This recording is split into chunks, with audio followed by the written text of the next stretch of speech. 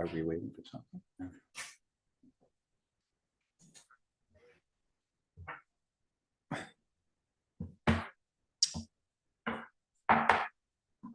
So good afternoon, everyone. We'll call the regular meeting of council for the 13th of May, 2025 to order, please.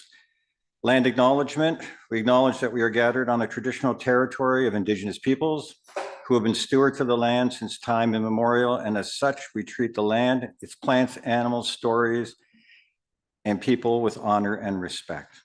A moment of silence, please.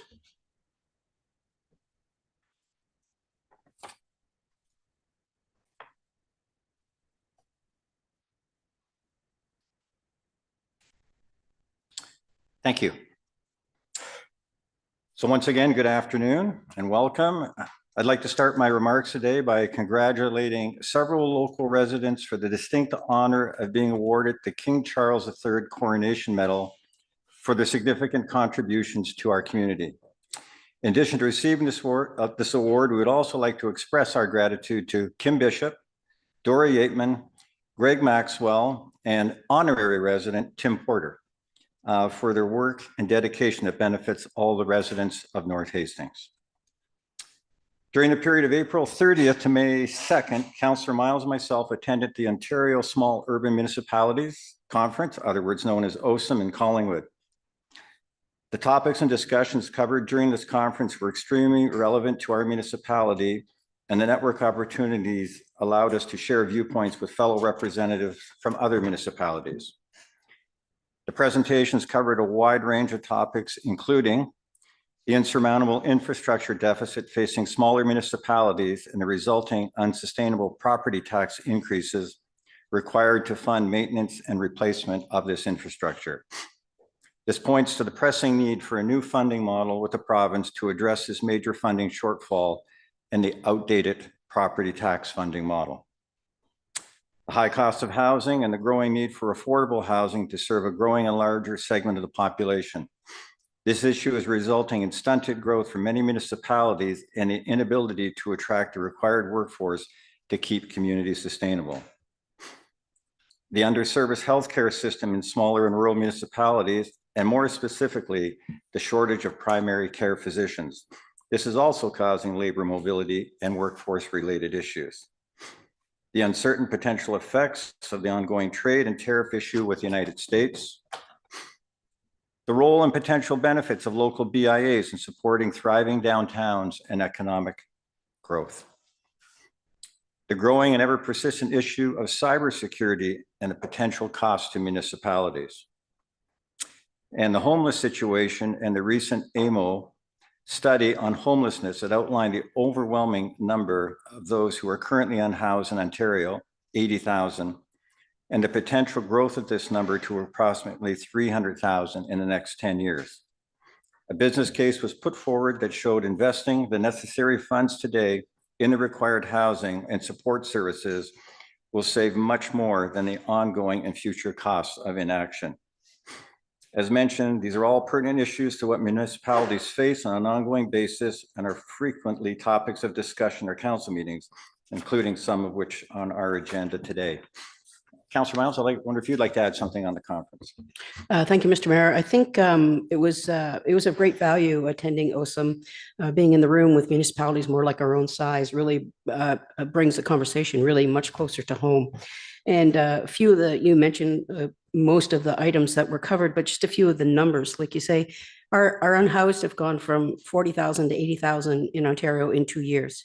And as predicted, by 2030, that will be 300,000 if we do absolutely nothing. The number was staggering to look at. The AMO report is available, and they are looking really closely at that. We have to change something in order to make this better. When you mentioned the cyber attack thing, it was about the numbers. It cost the city of Stratford $1.5 million in 5 days to fix their cyber attack. Malware showed up on an Easter weekend in 2018, and the past mayor described the chaos that ensued for 3 or 4 days. Some of the bits that were really interesting for me was, this is my phone, but I received my Outlook on this. I'm going to be changing that. I need to find a way to make a standalone device available to us. We ride with the county, so we're pretty lucky. We're small, we're semi-protected riding with the county. But he talked about how every BlackBerry that was still left in your house ended up having to be presented, reviewed, and looked at. So the cyber attack ransomware stuff is real. It was very interesting. One of the bits that was a fella talked about the Canada that we're losing, how you can't go anywhere without being polarized within today's politics. And it's terrible for small local municipal politics. We don't wear a color, but we still get raked over the coals for our opinions. We have trouble sharing our opinions anymore, and it is pushing people out of civic duty. And so it's something that we all need to be aware of and find ways to make sure we have young people coming forward, engage people coming forward. We shouldn't have elections that happen by acclamation, and they all need to be run fairly, and we all need to treat each other with respect. He was a brilliant speaker, really, really good guy. It's going to be in Parry Sound next year for anybody who's not attended OSOM from our council. I think that it fits us very, very well. There wasn't one thing that went down that didn't seem relatable to us. So I really enjoyed it, and I think it's a nice size. It's really, really worth attending. Thank you, Mr. Mayor. Thank you. Item 4, adoption of the open session agenda. Item A, suspension of the procedural bylaw 77-2023. Be it resolved that the Council of the Corporation of Town of Bylaw is hereby approved the suspension of section 8.6 of bylaw 77-2023, being the section describing the deadline for agenda inclusion. Could I have a mover and a seconder, please? Deputy Mayor Wiggins and Councillor McGibbon, all in favor, please. So passed. Thank you. Approval of the agenda. Be it resolved that the Council of the Corporation of the Town of Bancroft is hereby approve of the open session agenda dated May 13th, 2025 as presented. Could I have a mover and a seconder, please? Councillor Mullet and Councillor Eastman, all in favor, please. Thank you. Is there any declaration of pecuniary interest? Seeing none. So today we have 3 delegations. Our first one is on the 2024 Dungannon Waste Disposal Site, and ask Tyler Peters from Greenview Environmental to come forward, please.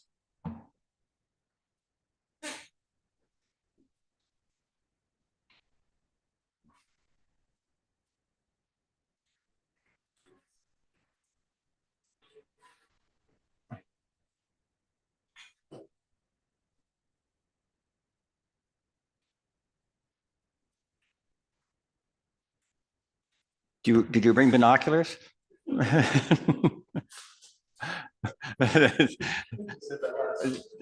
I think I did say it last year too. Yeah. Oh yeah, yeah. No. Yeah. Yeah. Yeah. Thank you, Mr. Mayor. Thank you, Council, for having me. I'm here today to present the 2024 annual report for the town's Dungannon waste disposal site. Just focus on some kind of highlight elements to the report instead of course, covering all 200 some pages of it. The report is an annual requirement of your environmental compliance approval. So that's submitted annually to the Ministry of the Environment. They review it, provide any comments, and we consider those with town staff in terms of moving forward. As we all know, the site is located on Pinnacle Road in Dungannon Township. It operates in accordance with an amended certificate, or it's called an environmental compliance approval now. It used to be called provisional certificate of approval. Most recently amended in 2023. That accepts municipal solid waste and recycling, as well as other recyclable materials, bulk materials, etc., construction, demolition waste, and the sort at the facility that is operated by the town directly. So it's not no outsourcing of on-site operations, and there are various service providers that collect materials and transfer those for exterior recycling as well. From an environmental perspective, effectively things are status quo and very positive due to the the operations of the site, routine and regular covering, both groundwater and surface water results from this past year's review have shown no significant issues or any action items. Nothing was triggered into a contingency plan. So again, it's a routine kind of monitoring requirement. And good news is that, again, has shown no concerns whatsoever within the requirements of the site and its operations. So that covers off groundwater and surface water. We also do other assessments as required by the ministry in terms of down gradient or downstream issues. Again, no concerns whatsoever. So that's all positive news from an environmental perspective. From a remaining capacity perspective, I brought effectively these visuals here to give us a sense. But as you can see from the site, just going to move this a little bit. So where you come in off Pinnacle Road down to the site, this is the main waste transfer area. This is phase one that has been utilized over the past number of years, and it's almost at capacity. Town staff have done an excellent job of maximizing available capacity in phase one. Phase two encompasses the balance of the site, and cells 2A and 2B are the two approved areas that are being developed now to receive waste. Okay. So while these are being developed, primarily 2B is the focus that the town has been working on over the past number of years. Available capacity in phase one is being consumed, and we're moving towards full operations into cell 2B in the coming year or so. So as part of the annual monitoring program, we survey the difference in the land shape, the landfill itself, in terms of how much waste and cover has been used. And over the past year, we have estimated, calculated based on the survey, roughly 6,368 cubic meters of waste and routine cover was used. That's generally consistent with what we've seen in the past. As we discussed last year, coming out of 2023's assessment, we did see a lot of up and down. So we saw some fluctuation coming out of COVID. That was consistent and is consistent across most small landfills. There was a significant amount of change, development, residential-based work that was done, which contributed to a number of municipal landfill sites across the province, certainly in rural Ontario. But we're starting to see from the 2024 results, things starting to level out again. So we're starting to stabilize back to our numbers. We're currently working based on the last 5 years on an annual fill rate of approximately 8,000 cubic meters. Okay. So we've seen that number, and have to go back to look, but we've seen that number vary anywhere between 5,000 and 10,000 over the past 10, 15 years. So, yes. So if I gather from here, so 6,368 was the fill rate in 24, but the 5-year running average is 8,120. Is that, am I interpreting that correctly? Correct. Yeah. So the kind of variance there between last year and the annual, is there a new trend line developing, do you feel like? So the 81, sorry to interrupt you. Sorry, go ahead.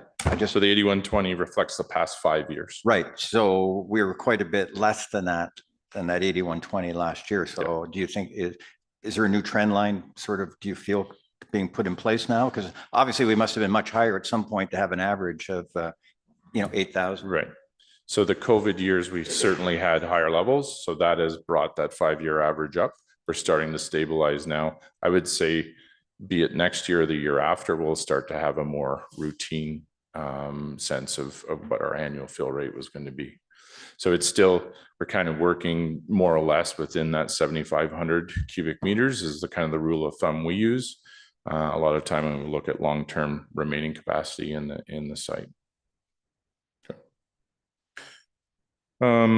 So in terms of remaining capacity, again, what's approved under the existing ECA is kind of two key elements. The most important element is that the town has approval for a total site design capacity of just under 1.5 million cubic meters.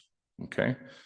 From an operating perspective, you have approval for the phase 1 and the phase 2 areas, which are shown here, including the piggyback in between. You have approval to operate or to landfill within those areas to a total volume of 573,000 cubic meters. So that's your current operating area. The remaining life working within that, just phase 1 and 2A and 2B, is 54 years. So that sometimes goes to 55, sometimes it goes to 50. We anticipate, as we just discussed, that as things start to level back out, we'll likely see that go up to 55, 56, possibly 60 years within just that approved area. Okay. Looking at the bigger picture for the entire landfill as per the design, we have approximately 160 years of remaining capacity left in the total design. Was that 160? 160. Oh, I don't think I'm going to make it. Okay. So that represents, as of the current report, Councillor Eastman has a question. 1 million. That's okay. Yeah, Mr. sure. Peters, lot 1 and 2 that we're using now, is there an estimate number of years from now that we can go back and reuse that? Or is it's going to be lost to us, like for? I would say through you, You know what I Chair. mean? Like, can we again recycle that lot again in so many years? That I believe your question through the chair is related to landfill mining or reclamation. That would be consumed with waste, and it would likely not be cost effective to pursue that, understanding that you have undisturbed green space that you could use for landfilling purposes, but perhaps I'm misunderstanding the question. So just in reference to Councillor Eastman's question, so in 160 years from now, can we go back to A and B and start dumping garbage in there again? Through you, Mr. Chair, no, the landform will be consumed. It'll be a large mound. So the capacity will be consumed as approved. If you're looking to reclaim or landfill mine sections of the landfill to take out recycling, which effectively isn't really the case anymore, that is an option, but that's likely not going to be cost effective and would be very far down the line. We're anticipating, of course, new technologies to finally get hold in the coming years, as they've tried in the past. So.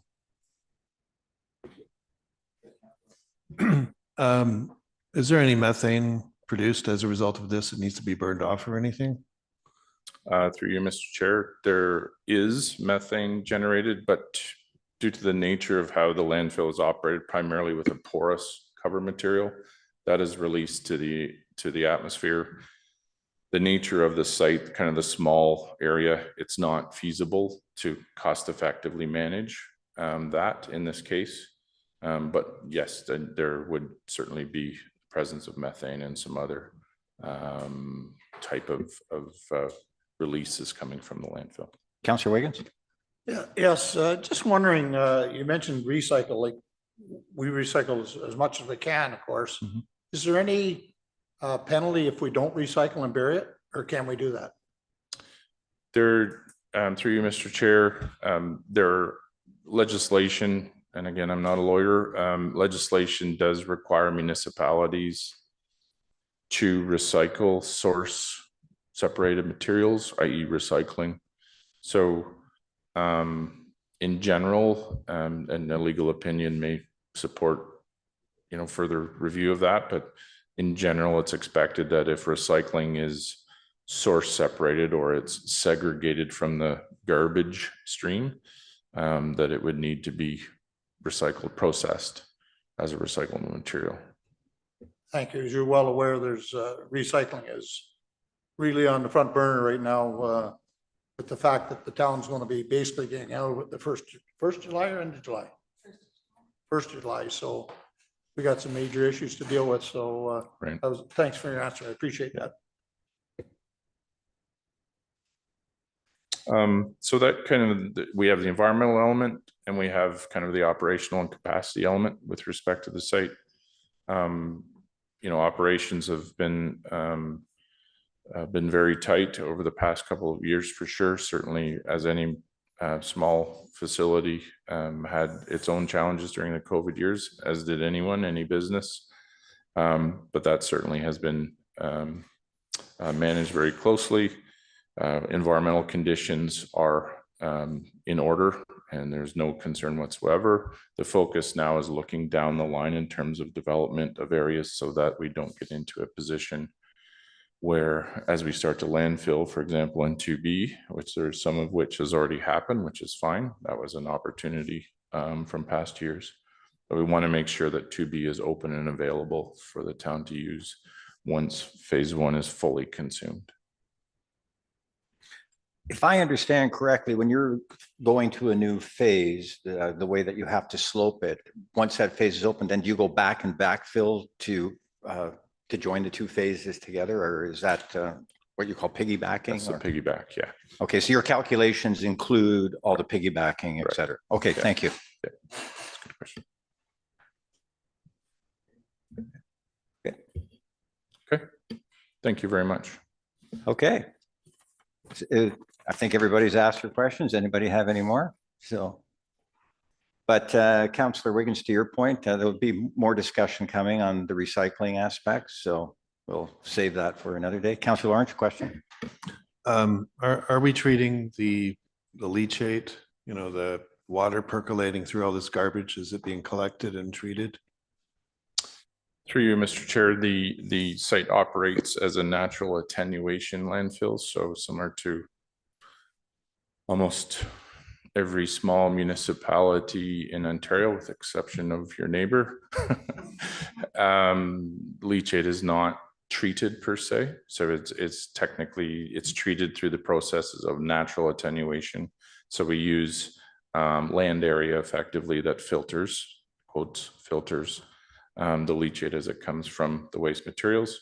We monitor that very closely in terms of constituents, and we report on it. So that's what the annual report does, is it summarizes that routine annual event and the results.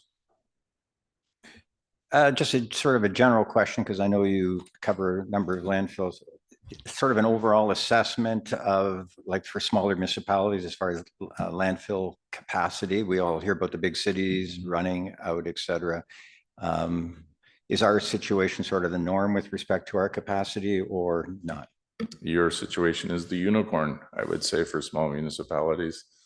Most of our clients are in a position where they have likely within less than 10 years of remaining landfilling capacity. As we kind of noted together, that there is anticipated to be new technologies coming, but we've also heard that for 20 years. I've been doing this for 25 years now. So, so your neighbors, your regional municipalities are in a good majority of them are in a challenging waste disposal capacity state.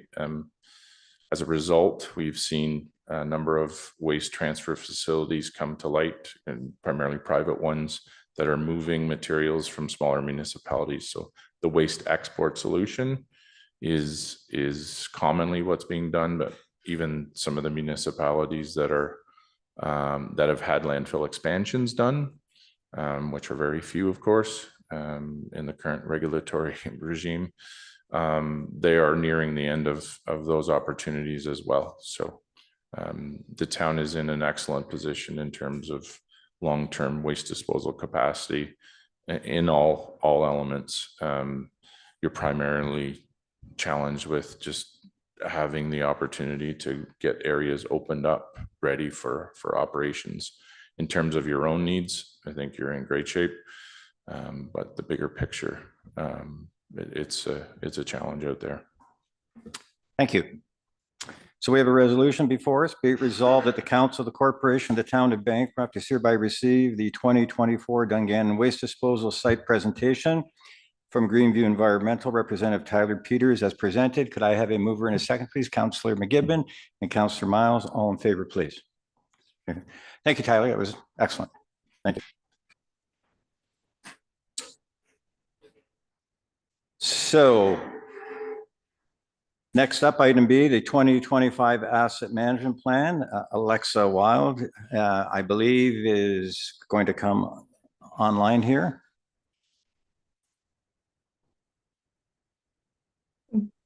Good afternoon. I just want to make sure that everyone can hear me and share or see the screen that I'm sharing. Yeah, I think we're good.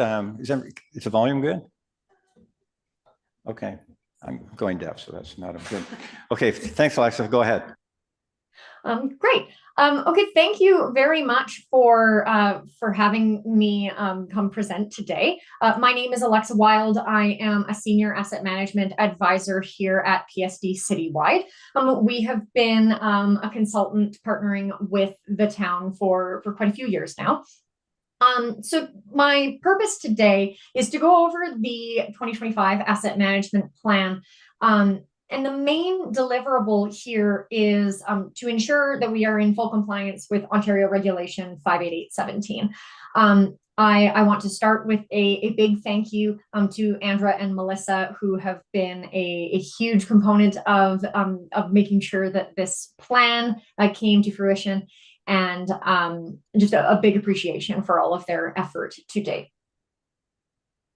So I want to start with a bit of a background on asset management. I know we don't talk about it every single day, so just a quick refresher.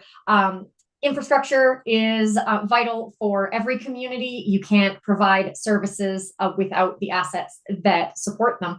So we want to do asset management as a meaningful way to organize what we own. If we don't know what we have, it's really hard to plan for the future. We need to understand what benefit we're getting from those assets and how they support the services that we provide. And we need to ensure that we have accountability to our residents and stakeholders for the services that they use. They have certain expectations, and as municipalities, as administration, and as council, you have an expectation to uphold some of those service levels. So asset management is always a balancing act. So whatever services or level of service that you are providing, it's going to be a bit of a tug of war between what it costs, what level of performance it has, and how much risk you're willing to tolerate. So if you adjust one of these parameters, the other two will be affected. For example, if there are cost cuts, you can expect that the performance will decrease and you might see an increased risk of those assets failing.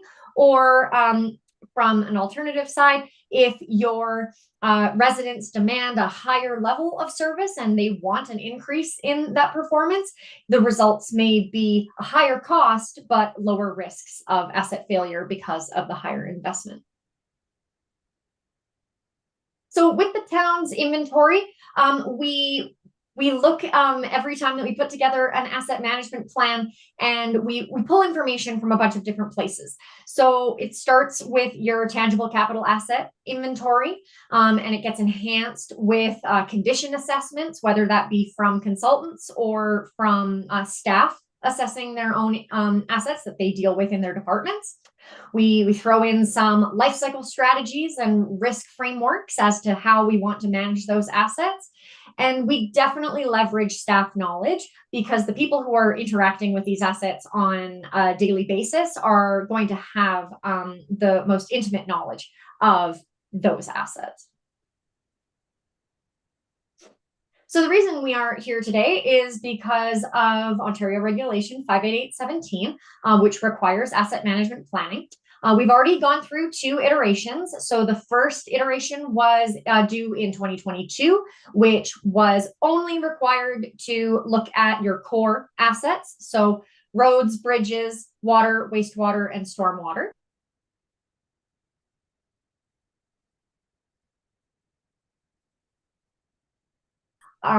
That includes things like fleet, buildings, land improvements. Those got pulled into the mix. And finally, we're here in 2025, and this further expands where the first two iterations looked at the current level of service. So that's more looking back, looking at what historically has your performance been, what historically has your spending been. And the 2025 really focuses on what is called proposed levels of service. So that is future looking. Where do we want to be? Are we happy with what we're currently doing? So we will get into that analysis in a bit. So asset management plans will have to be updated and reviewed and posted for the public. We want to ensure that this is a transparent document. So after this 2025 iteration is completed, the OREG requires that asset management plans from here on out be updated at least once every 5 years. This is to ensure that we're tracking our progress, we understand where we're at and where we want to go.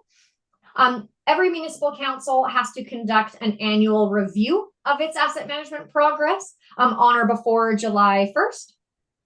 And the asset management policy and the most recent plan need to be posted to the website to ensure public accessibility.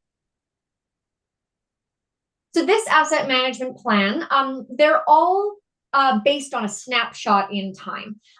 You have a lot of moving pieces and things are constantly being updated, repaired, replaced. So for the purposes of this plan, there was some issues with some reconciliation of audited data past the 2022 year end. So we did stick with the 2022 aspect. And this asset management plan looks at what is the current state of your municipal infrastructure. And I've got a summary coming up shortly. What process improvements can increase the confidence in the analysis and decision-making. We want to make sure that this information is useful to you as councillors. And finally, what is the town's financial capacity to meet long-term capital requirements? So we'll start off with the state of the infrastructure. Where are we at right now? So for the review of the 2025 asset management plan, your total inventory has a replacement cost of $135 million. So that is, if magically you had to rebuild Bancroft tomorrow, what would it cost? Your road network takes up the majority of that replacement cost at 21% of your overall replacement cost, then followed pretty evenly by the water network, wastewater network, and your facilities. So we see where the bulk of those financial resources need to be allocated. So when we are looking at replacement costs and how we come up with those, there's a couple different methods. So the best method is either a cost per unit or a user defined. So they are kind of the same thing. The only difference is that a user defined cost is very individual to that asset. So a bridge, no two bridges are going to be perfectly identical as to their replacement cost. Whereas things like the road network and the water network, we're using a cost per unit where we are assuming a certain cost per meter and then applying it across the board. Where those types of replacement costs weren't available, we did use inflation of the historical costs. It is worth noting that the accuracy of inflation gets worse the farther away from the original installation date that you get, just because a lot of reconstruction costs don't necessarily follow the same rate of inflation. We see that currently that post-COVID in the last 5 years, we've seen construction costs go up about 40%, which is well outpacing the consumer price index. So it is to be taken with a grain of salt, and that is an area that can always be improved upon. And we recommend to all of our clients to regularly review and update replacement costs to ensure you're not underestimating future expenditures. So a quick question on that front. So in your calculations, what have you used? Have you used CPI or have you used construction cost indexing to calculate costs? What have you used? So for the inflationary ones, we are using the non-residential construction index for the Toronto area. Thank you. So, yes. All right, so next up, we're looking at overall condition. So if you take all of the assets that Bancroft owns, 51% of the assets are considered to be in fair or better condition, which is pretty average. You're always going to have new assets that are in great condition, a whole bunch that are in the middle of their life cycle, and quite a few that are, at the end stages that are getting ready for replacement.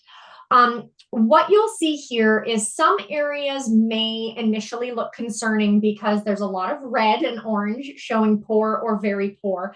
However, on the next slide, I'll kind of go over where we got these conditions. So overall, I would say the bulk of your core assets, so your roads, bridges, water, wastewater, they're looking in pretty good average conditions. But here you do see that stormwater and facilities have quite a large proportion in poor condition.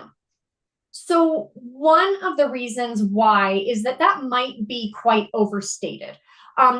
We need information in order to calculate some conditions. So these are the areas that have some sort of condition assessment, whether that be from staff assessments or consultant assessments. Here we can see that we've got a substantial amount of the road network. We've got condition assessments from 2021 that were completed by WSP. Your bridges have 100% of conditions due to OSIM inspections. We've got some assessments from water and wastewater facility studies. So this is great information, and I would consider this really reliable. Where you're seeing a lot of that big red poor condition is because we are basing that solely on age. So if you use a pickup truck as an example, if it is put in your asset management system as being expected to last 10 years, when we get to year 9, if we only have an age-based condition, it's going to say it's in very poor condition. Whereas if it hasn't been driven very much and has been well maintained, there's a good chance that a 10-year-old pickup truck is still in really good shape. So that is another area for improvement where we didn't have condition assessments for the fleet, but that could be done internally where, even as simple as a 1 to 5 rating, ask your public works or your person responsible for the fleet to say, hey, can you go through the inventory and give everything a 1 to 5, just so that we've got a ballpark here. So with that, within the asset management plan, some of the areas, if you are concerned about very poor condition, it may be because we are estimating based on age. So this is where assessed condition data really does impact the accuracy of asset management decision making. So with condition assessments, you can mitigate risks associated with asset failure by having a hands-on assessment, knowing in advance what is actually in very poor condition and what still has quite a bit of lifespan left. You can use the condition assessments to identify what we call the most economic intervention. Is there anything that we can do that can extend the life that might be a little cheaper than a full replacement? This might be doing some crack sealing on roads, doing an asphalt overlay instead of waiting for it to be too far gone where it has to be completely repaved. And accurate prediction of future expenditures. So if we know that something is expected to fail in the next 3 to 5 years, we can put that in the budget without it being a surprise. So based on every bit of information that we have, the replacement costs that we've been given, the lifespans that have been estimated, right now, it does look like that for everything to be absolutely perfect and replaced exactly on time, Bancroft would have to spend about $6 million a year on replacements or capital investments. So not operating, but just on capital investments. So in here, I know that there's a lot of colors. It's just kind of stacking all of the categories on top of each other. But you can see that that bottom light blue is pretty dominant, and that would be your road network. So so quite a big proportion. And the first column on the left you can see is quite high. That is called a backlog. And what that means is those are all of the assets that have been identified as being past their originally estimated lifespan.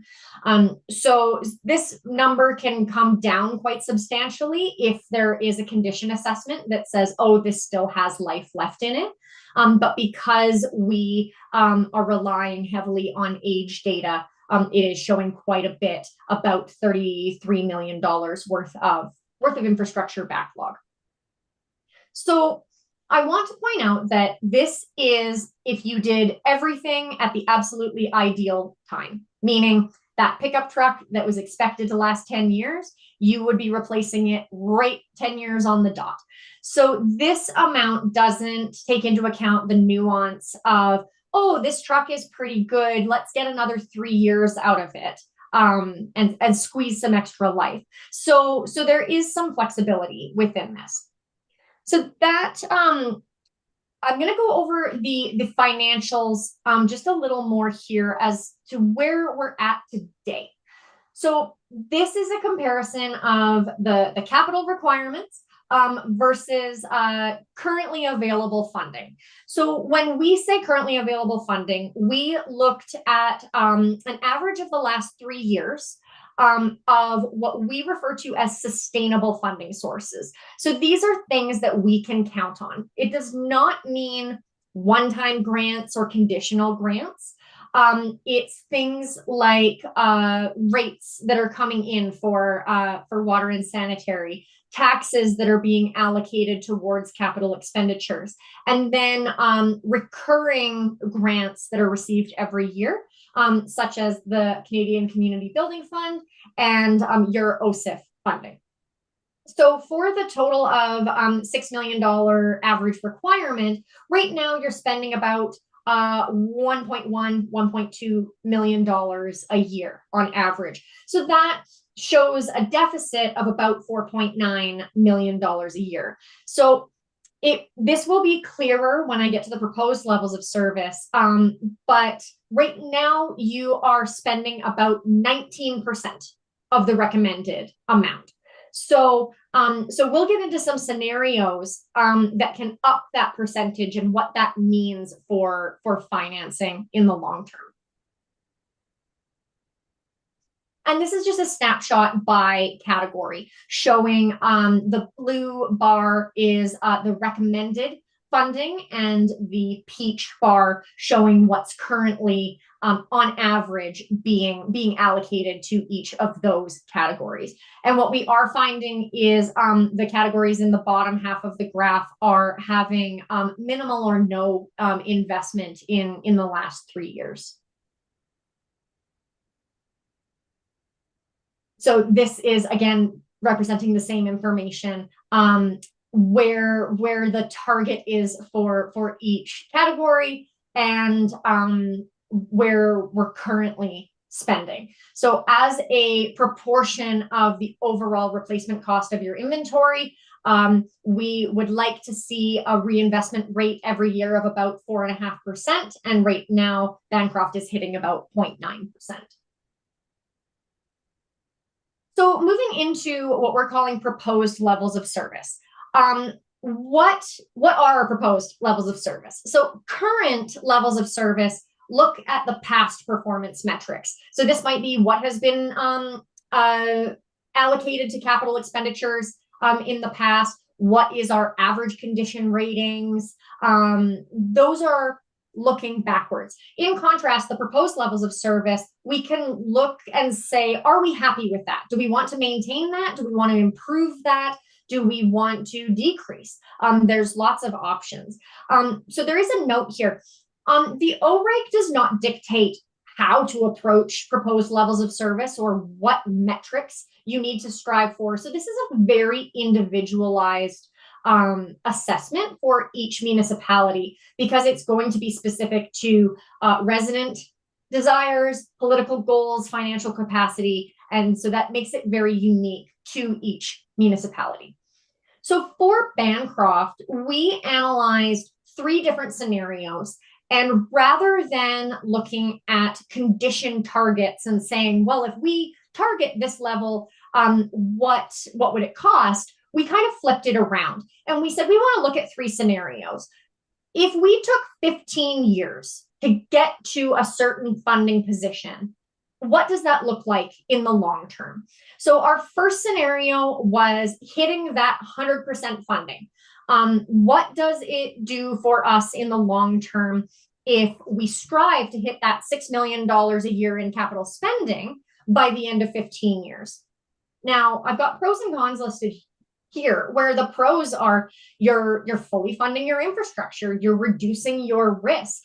The rate increases would be fairly gradual because it's not going to happen all in 1 year. However, the cons are that it is the most expensive option.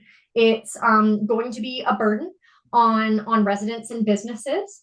And so we've got to keep that in mind, which is why we modeled the next 2 scenarios, which is, what if we strive to do better than our current 19% investment, but not quite perfect? So scenario 2 and scenario 3 are, what does it look like if we strive for 75% or 50%? So with each of these come the pros and cons.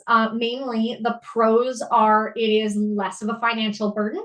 And the cons are the less money you invest, the more at risk your infrastructure is of failing in the long term. So with these analysis, we did look at some financial strategies. So for the purpose of the asset management plan, we did select the scenario 1, the 100% funding in 15 years. But I did include the other 2 just to show you what they would look like. So if you wanted to achieve scenario 1 and the goal was, let's spend $6 million a year in capital funding, but we're going to take 15 years to get there, that would require a dedicated 3.3% tax increase every year for the 15 years before you reached sustainability. And because water and wastewater are being funded separately by each of their respective rates, water rates would have to go up 3.1% each year, and wastewater would have to go up 1.5% each year. If you wanted to eventually, take on some additional risk, but reduce some of the financial burden, you can see the other scenarios here showing lesser tax increases. But really, any of these scenarios would ultimately put you in a better position with lower risk than you currently have because of the increased infrastructure spending. One of the cons of not striving for being fully self-sufficient is that you are really reliant on grants. And as we've seen in the last, the past recent years, the conditional grants are becoming a bit more sporadic, and we can't count on both provincial and federal governments to have the same level of commitment that they currently have. I was very pleased to hear in your summary of your last conference that the smaller municipalities are really looking to lobby the government for additional infrastructure funding because it is really, really hard to afford this level of infrastructure from property taxes alone. So you're definitely not alone in the struggle there. So in modeling this scenario 1, if you were to move ahead with these tax and rate increases over the next 15 years, this is overall what capital spending would look like. Starting next year, you would be investing $1.6 million overall in your portfolio of assets that you own, going up in 2027 to 1.8. By 2028, you'd be at 2.2 million, etc. And it slowly increases. Now, this is only a 10-year snapshot, but we have calculated this based on a 15-year time frame to try and minimize the impact so that it's a bit more gradual as an implementation strategy. So at the end of all of this, we do have some recommendations and some next steps. The biggest recommendation here is making sure that the asset inventory stays accurate, especially when it comes to replacement costs, as they have a significant impact on what the recommendations are. Of course, we'll always take more condition data when it's available, so that helps with predicting future capital expenditures. Always recommend continuous improvement and regular review, as you are constantly upgrading and replacing infrastructure on a yearly basis. We need to treat an asset management plan as a living document and ensure that it is updated regularly, and making sure that the operating budget supports what the town is looking to do when it comes to asset management, in how we can enhance the information that's coming into these plans. And lastly, we've got the levels of service, making sure that we're tracking some of these metrics, including how much we're spending, where we're spending it, what the conditions are, to make sure that the town's goals are being tracked to tell, are we achieving what we set out to do, or are we falling behind? And then developing those strategies as to what gaps you would want to close first and how you would do that in a realistic manner. So the next steps is to review and consider the findings of the asset management plan in your future budget deliberations. By accepting this plan, it by no means puts any obligation on council to follow any of the recommendations. It is meant to be a piece of information for you to make your decisions. So the control is still within the hands of council. Within the asset management plan and capital and operating budgets is consider what supports administration may need to improve the confidence that you have in these asset management planning documents. So whether that be assistance to staffing, funding condition assessments through the operating budget, having some dollars for consultancy to help improve these. Just keep that in the back of your minds during deliberations, and then develop a process for regular review and tracking of asset management progress, including reporting to council, so that everything is transparent and everyone is in the know. So the next iteration of the asset management plan will be due in 2030. So this is expected to be kind of the working document for now and for the next 4 years before moving ahead with an update. So with that, that is the end of the formal presentation, but I am happy to take any questions. Thank you, Alexa, for that sobering news. As I did mention in my opening remarks, this was not just a topic at OSAM, but it's at Roma and at AMO, talking about the infrastructure deficit province-wide, and of course we've all heard the numbers countrywide, that it's a huge issue everywhere. So, Councillor Mullet, question. Thank you.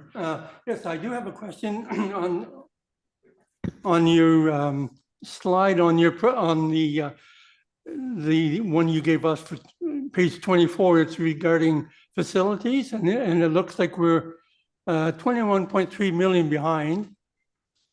And I'm wondering, do you make any difference between something that we lease rather than what we own?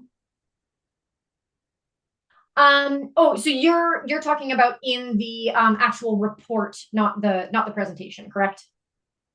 I'm looking at page 24. Okay. On your report. All right. So this one. So in asset management planning, we do typically take into account only things that you own, that you are responsible for the capital expenditures. So if you have a lease agreement with a facility, but you are expected to replace the structure and the roof and those capital expenditures, then we would include it. Whereas if you are leasing and you're only responsible for the operating costs, your repairs and maintenance, and the landlord is responsible for the major capital and structural expenses, then it would be excluded. Okay, thank you. Anyone else? Councillor Miles. Thank you for noticing, Alexa, the conversation the mayor made regarding OSAM. It was LAS that has put together a group regarding right now 8 or 9 municipalities that are talking about where the condition that their waste systems are in and how much money it will cost to bring them all up and what that debt will mean at the end of the day. And it's something like 35 million. What was very interesting is we sat down with LAS after her presentation and she said, right straightforward, you are not going to get any money from the province. They are not putting any money aside for any of us, not just us, anybody. She said, it's just a fact. They're not looking and taking into consideration what our infrastructure is. I don't know why, but she just said, finding ways to work together and go after a different type of funding is how we're going to be able to solve some of our infrastructure. So that speaks exactly to when we look at the sobering news of this, it does, we might be looking at different ways of funding some of our infrastructure at the end of the day.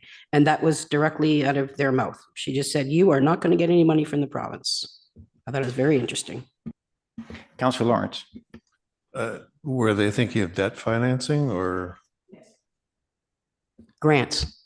Oh, but not from the province. Any other questions from members of council? Seeing none, I've got a few resolutions here that I'll read. First one is, be it resolved that the council of the corporation, the town of Bancroft, is hereby receive the 2025 asset management plan presentation from PST Citywide Inc., Representative Alexa Wild, as presented. Can I have a mover and a seconder on that? Councillor Eastman and Councillor Lawrence. All in favor, please. So passed. Thank you. Next resolution, be it resolved that the council of the corporation of the town of Bancroft hereby adopt the asset management plan dated May 2025 as prepared by PST Citywide, and further that the asset management plan as presented includes requirements for proposed levels of service and inventory reporting for all asset categories, and further that with the adoption of the asset management plan, the town of Bancroft is in compliance with the July 1, 2025 requirements of Ontario Regulation 588/17. Could I have a mover and a seconder? Deputy Mayor Wiggins, Councillor Mullet. All in favor, please. Once again, Alexa, thank you very much. And we will most definitely be taking a much deeper dive into this report. So thank you. Thank you for having me. Okay. So we have our last but not least delegation today, and I just wondered, is everybody good to continue, or is anybody looking for a quick break? Saying no, I'm good. Seeing that, so next we have Justin Harrow, Director of Planning and Economic and Tourism Development for the county for the Spark report. Just before Justin gets going here, and he'll probably give a little background as well. At County Council over the years, there's considerable discussion on shared services, efficiencies, things that we can all do better, and I believe this Spark is one of the things that has come out of that program there. It's also interesting that more recently, just a little sidebar note here, that a letter came from the warden based on a recommendation at County Council asking the province if there was any funding available or what might be available to look a little deeper, and they actually use the word, I think, amalgamation. So many will say that, an important subset of amalgamation is shared services, and that's what we have here with the Spark. So I'm going to give the floor to you, Justin.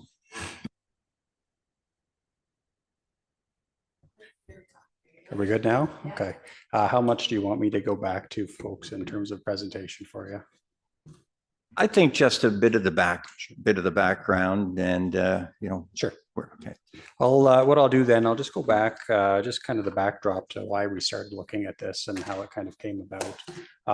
Many of you probably were at our meeting way back in September 2023 out in El Dorado, where we brought all of the municipalities together to sit down and talk about, I think shared service was part of that, but more so looking at service delivery for planning services throughout the county itself. And from that meeting, we heard a lot of different concerns and issues around what kind of things that municipalities were facing in terms of issues. And they were, of course, very similar to the ones that the county was also facing. Sorry, I speak quite low, so if you can't hear me for some reason or I'm not speaking in the mic, just let me know. And kind of the same kind of themes came out, and those are really the reasons we started looking at service delivery and this Spark program, which is really about creating a one-stop shop for planning services throughout the county that's more efficient and provides a better service to not just the development community, but to the municipalities as well as the residents that are coming in and doing these things. So just some of the things that we've seen over the last few years is, with 2 new bills being thrown out by the province in the last month or so, this one fits right in, and that's those changing legislative rules. So just by count from myself, since 2019, there's been over 9 bills and 8 regulations that have been thrown out in the last 5 or 6 years. That's a challenge for us as planning folks to keep up with, let alone your staff and your folks that have, not just planning, but every other kind of facet as well. That's not something that is easy to keep up with. And a new one coming this week. And they just announced it on Monday. Oh, they did. Okay. They did, but you're right. It's not, I don't think it's quite tabled yet, but those changes keep coming, and they're going to keep coming. And there's a huge challenge for staff at every level of government to keep up with those things as they keep coming. So it takes a specialized knowledge to do that, and dedicated time to look at those things. And those aren't things that typically municipal staff have the time to keep up with. So looking at kind of centralizing those services to places that do that stuff, such as the planning department, we can kind of find some efficiencies there and free up your own staff to not have to spend the time looking at those things and can spend their time on better things. Again, just talked about the need for specialized expertise. Every time we get a new bill, there's more rules and regulations and requirements that we have to follow. And the more we get, again, the need to have folks specialize in those areas becomes more and more critical. And then, of course, the complexity also increases with that. And I think the other one that's really kind of exposed some of the challenges is just the amount of development applications and the increase in applications we're seeing. So up until about 2019, 2020, we were seeing at a municipal level. So applications for minor variances, for zoning bylaws, site plans, things that you would deal with at this table. We're seeing around 100, 120 applications. As of last year, we're up to about 263. So you can see in the last 3 or 4 years, those applications have more than doubled throughout the whole county, not specific to one municipality. So under that whole backdrop, what we're looking for is trying to find ways to be more efficient, to share those services throughout the county so that we can still provide that high level of service at a relatively similar cost, or at least at a cost efficient in a cost efficient manner. So that's the background behind what we're looking at. And what the county has been doing since that first meeting in El Dorado is going through the whole, looking at those concerns, coming up with a new system, or not a new system, I shouldn't say, but an updated system or an enhanced system so that we can provide not only the services the county needs to provide, but we can provide that level of service to member municipalities as well. And I guess one thing I do want to be clear with when we're talking about this, if you do support and enter into an agreement with us for the Spark program, we do want to make sure that the decision-making stays at the member municipal level. So in effect, we're not looking to, the decisions that are being made at the table today will be the same decisions that you're making at the table tomorrow. When we sign this agreement, I guess how I've been kind of framing this for everyone is, if you do, the county planning department becomes the town of Bancroft's planning department. So we still are responsible to you folks for providing information and making sure you get the best information so that you can make the best decisions you can around the table. We're not here to make the decisions for you. We're here to give you the information so that you can do that here.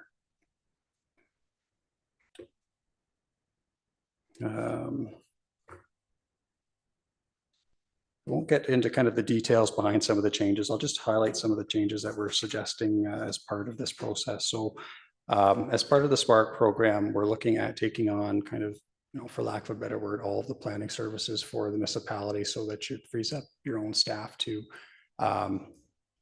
do other things that they need to get done around the table.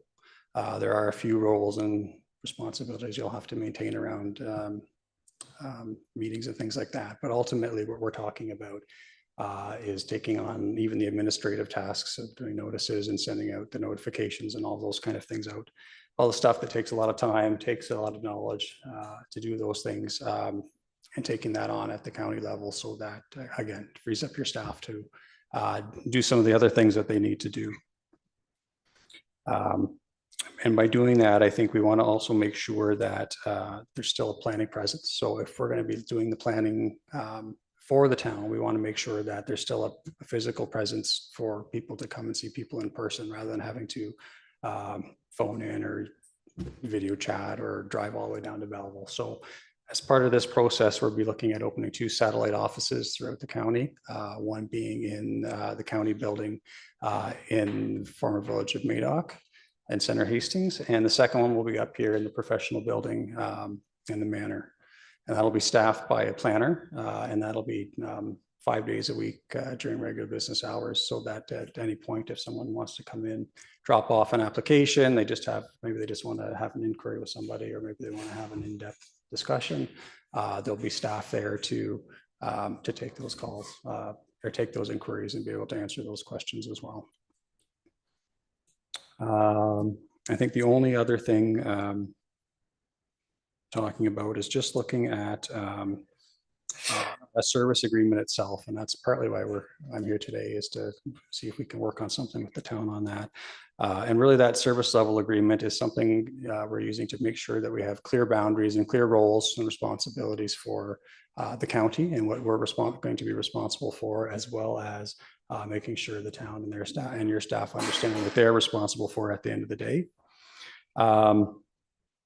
And with that comes a couple other things. We want to make sure that at the end of the day, this process is working and is effective. So we do have a set of guidelines and targets in terms of timelines that we're agreeing to meet as part of this, so that we can track how we're doing in terms of meeting those timelines and making sure things are going through quickly and efficiently. And if they're not, then we have a mechanism to change that and improve that if that's the case. The second part to that is establishing what we call a planning service committee, which would consist of myself, the CEO of the county, and then the manager or clerk or CAO from anybody that's joined the Spark program. And that's really to vet any issues that we're seeing. Obviously, as much as I'd like to think we get it right 100% the first time, that's not going to be the case. There'll be some growth and there'll be some things that we have to work through. And that planning service committee will help us identify those issues and have a mechanism to clean those things up efficiently and quickly if we can, or as we can. And I think the only other thing is the $1 million question. All of this enhancement, what's the cost to the town? The short answer is we're not looking at this as a levy, so there's no direct cost to the town for this service. What we'll be doing is looking to recoup some of those costs through application fees, similar to how we do with all of our other services now. So those services would then be done through an application fee that the county would collect and use to offset those costs through the enhancements there. So I think that's about as short as I can make it for folks, and I'm here to answer any questions that folks may have on this. Very good. Just comments. As Justin mentioned, the process has been going on for a couple of years now. There have been a lot of discussion. There has been a lot of questions and answers and everything that have come about from this.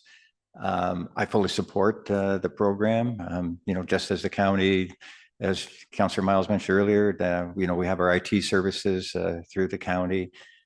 Small municipalities like ours, we don't have the expertise. And as you mentioned, all of the changes to the Planning Act and, more to come, et cetera. So, and every time that a new bill has been introduced and we go to county council, the first thing we ask is, what does this mean?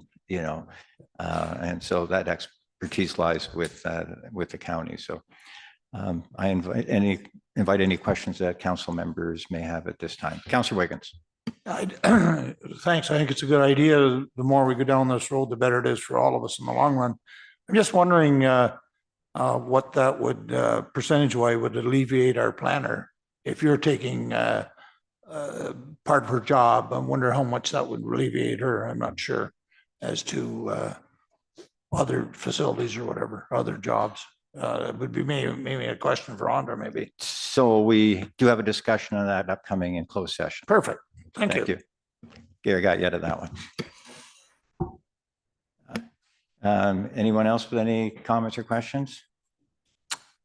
There you go. So we have a few resolutions here. Let me read the first one here. One sec, please. First resolution, be it resolved that the Council of the Corporation of Town of Bancroft has hereby received a Spark update as presented. Could I have a mover and a seconder, please? Councillor Miles and Councillor Eastman, all in favor, please. So pass. Next, be it resolved that the Council of the Corporation of Town of Bancroft is hereby direct staff to enter into contract negotiations with the County of Hastings to provide Spark services to the Town of Bancroft as proposed, and to take the necessary action required to execute such a service contract. And further, that the Council of the Corporation of the Town of Bancroft is hereby direct staff to participate in the transition planning conversations related to ongoing municipal planning matters with staff from the County of Hastings. Could I have a mover, please? Deputy Mayor Wiggins, Councillor Mullet, all in favor, please. Thank you. There you go. Good job. Thank you. Yeah. I'll call a 10-minute recess, please.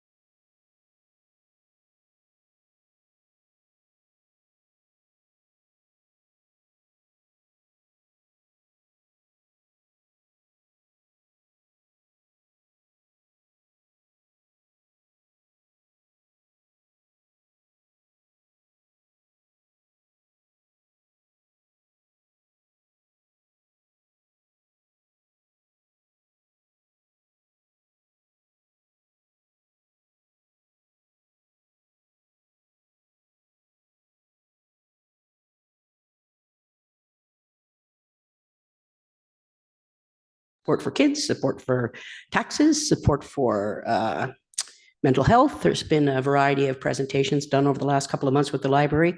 So watch, the library is posting their newsletter regularly. And that's about it. If anybody has any direct questions, I can certainly answer them based on the minutes that are here. Any question for Councillor Miles? Councillor Lawrence. Yes, what's this Ontario Library Service? What's that? The Ontario Library Service is a group that provides support to libraries within the province. So if you have some questions about where you could maybe get books, what are some human resources pieces we should be aware of? How should minutes be run? How should meetings be run? They are a support group within the province that provides support to libraries in the province. So a further question. So if I was looking for a book and I don't know where it is, it's not in our library. If it was available in a different library, would they facilitate the moving of that book or the temporary loan of that book to Bancroft, or?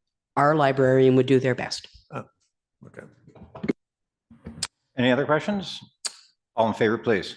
So passed. Thank you. Item B, Public Works Committee. Be it resolved, the Council of the Corporation of Town of Bancroft is hereby approve the minutes of the Public Works Committee meeting held on April 7th, 2025 as presented. You'll move that, Councillor Mullen? Have a seconder, please. Councillor Eastman. Councillor Mullen, would you like to speak on that at all?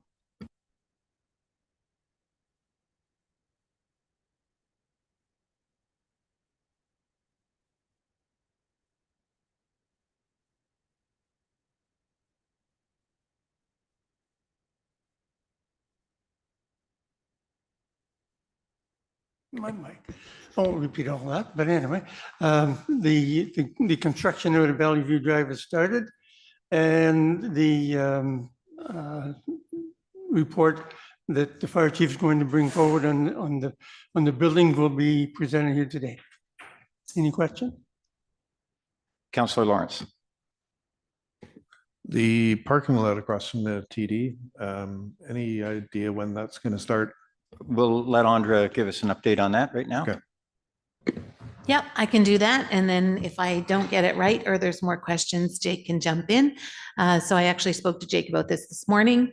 We are having a crew come in to complete measurements to determine the placement of the catch basin and the total cost to do the catch basin and the paving and the prepping of the parquet that will become part of that finished space.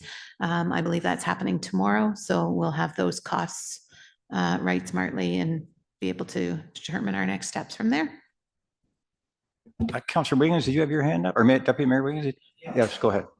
Sorry, I was just wondering, what is happening up at the 28 and Valley View intersection? What are they doing? Are they? So in essence, they are extending and straightening the lanes so that they are in alignment with each other. Right now, when you come down the hill, you kind of have to veer around a corner a little bit and then come back into the lane in front of the Shell station. So they're making those straight and enhancing the drive surfaces and properly paving them with full road grade asphalt. So it will look very similar to what it looked before, but it will meet all the ministry specifications for lane alignments.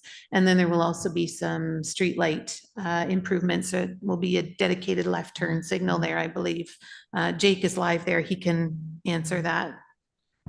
Yeah, down there, what's taking place is we're making the lanes line up. The through lane has never lined up there. Before, what happened was the shoulder was utilized as a through lane, which didn't line up with the shoulder as you're going through the intersection coming from down the hill. It created a hazard. If there was ever an accident there, we'd be on the hook for it. So what this done is widen the platform, align the lanes up correctly, and then we'll be adding a left-hand turn light, like with an actual signal.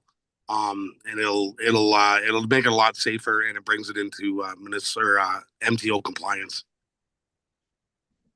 If I can just follow up, so we're going to go back to a left-hand turn coming into town, come down the hill, it'll be a left-hand turn lane for, or that's gonna be straight through and a right-hand turn into Shell, or like, there's only 2 lanes there. Just wondering how they're gonna line up. Your straight through lane will be your lane to go into the Shell station.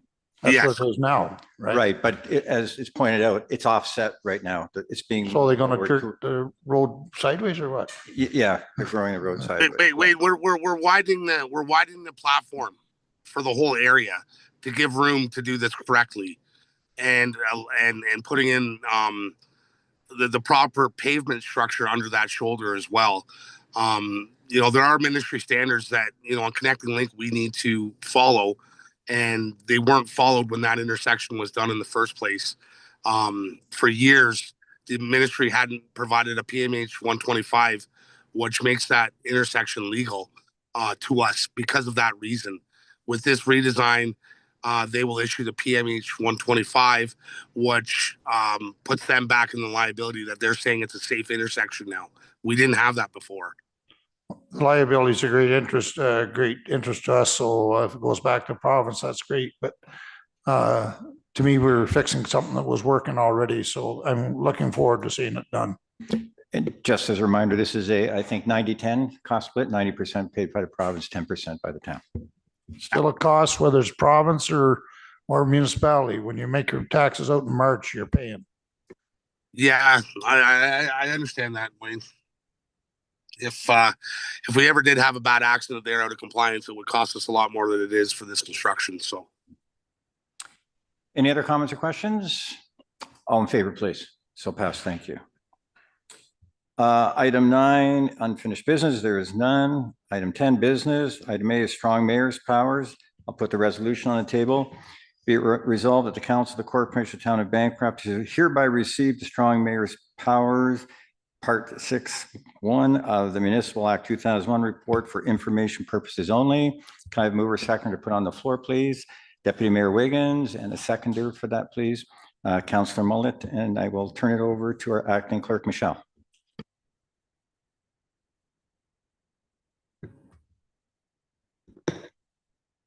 Good evening. I think you're going to need to move the thing around there. Get your mic down. Okay, good evening.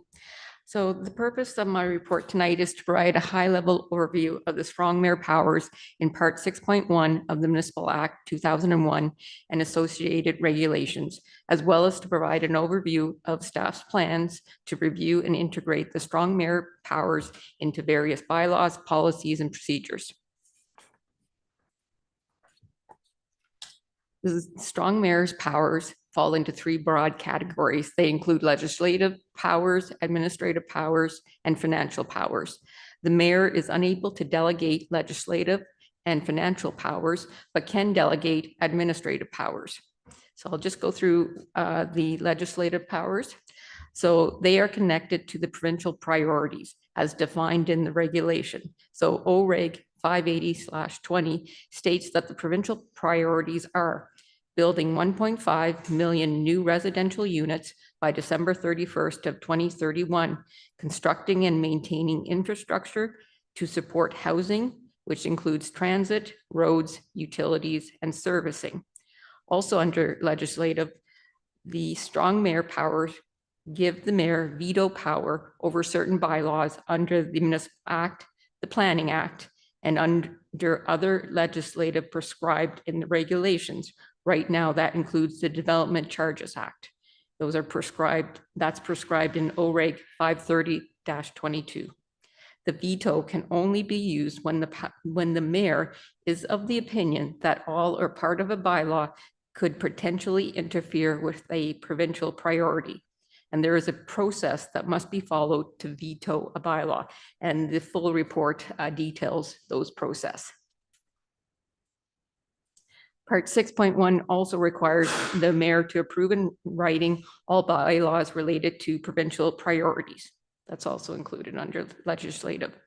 Under administrative powers, the strong mayor powers includes administrative powers regarding committees. So that allows the mayor to establish and dissolve committees, the power to appoint chair and vice chair of committees, and the power to assign functions to committees. Now, the powers regarding committees can be delegated to council. So the mayor can decide to do that if he so chooses.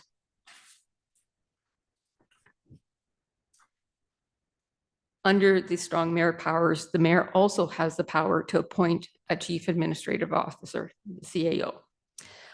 Also under administrative powers, the mayor has the power to establish organizational structure for the municipality and the power to hire, dismiss, or exercise any other prescribed employment powers with respect to the head of any division or any other part of the organization structure.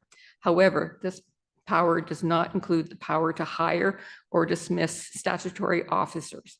And those would include the clerk, deputy clerk, treasurer, chief building official, fire chief, the integrity commissioner, ombudsman, or auditor general. And the administrative powers related to organizational structure, this can be delegated to council or the CAO. Under the financial powers, the mayor is assigned the powers and duties with respect to proposing and adopting a budget. So no longer will council approve the town's budget. The responsibility now belongs to the mayor. And there is a process to approve budgets, and it's also included in the full report.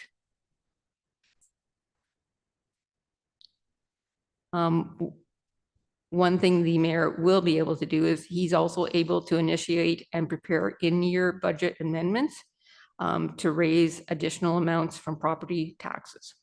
That is one of the powers also included in the new legislative.